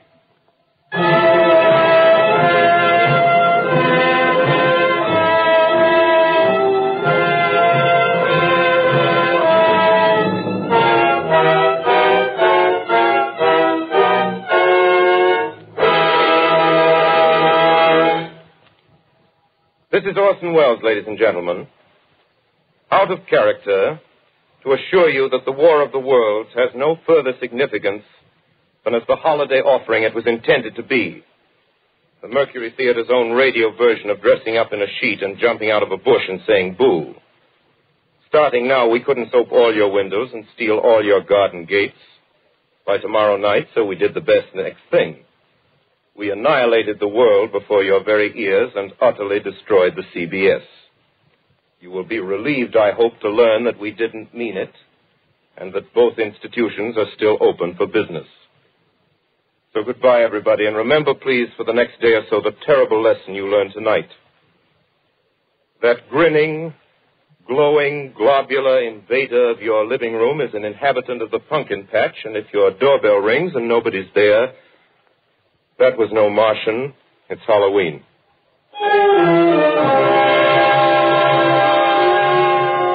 Tonight, the Columbia Broadcasting System and its affiliated stations coast to coast has brought you The War of the World by H.G. Wells, the 17th in its weekly series of dramatic broadcasts featuring Orson Welles and the Mercury Theater on the air. Next week, we present a dramatization of 3 famous short stories. This is the Columbia Broadcasting System.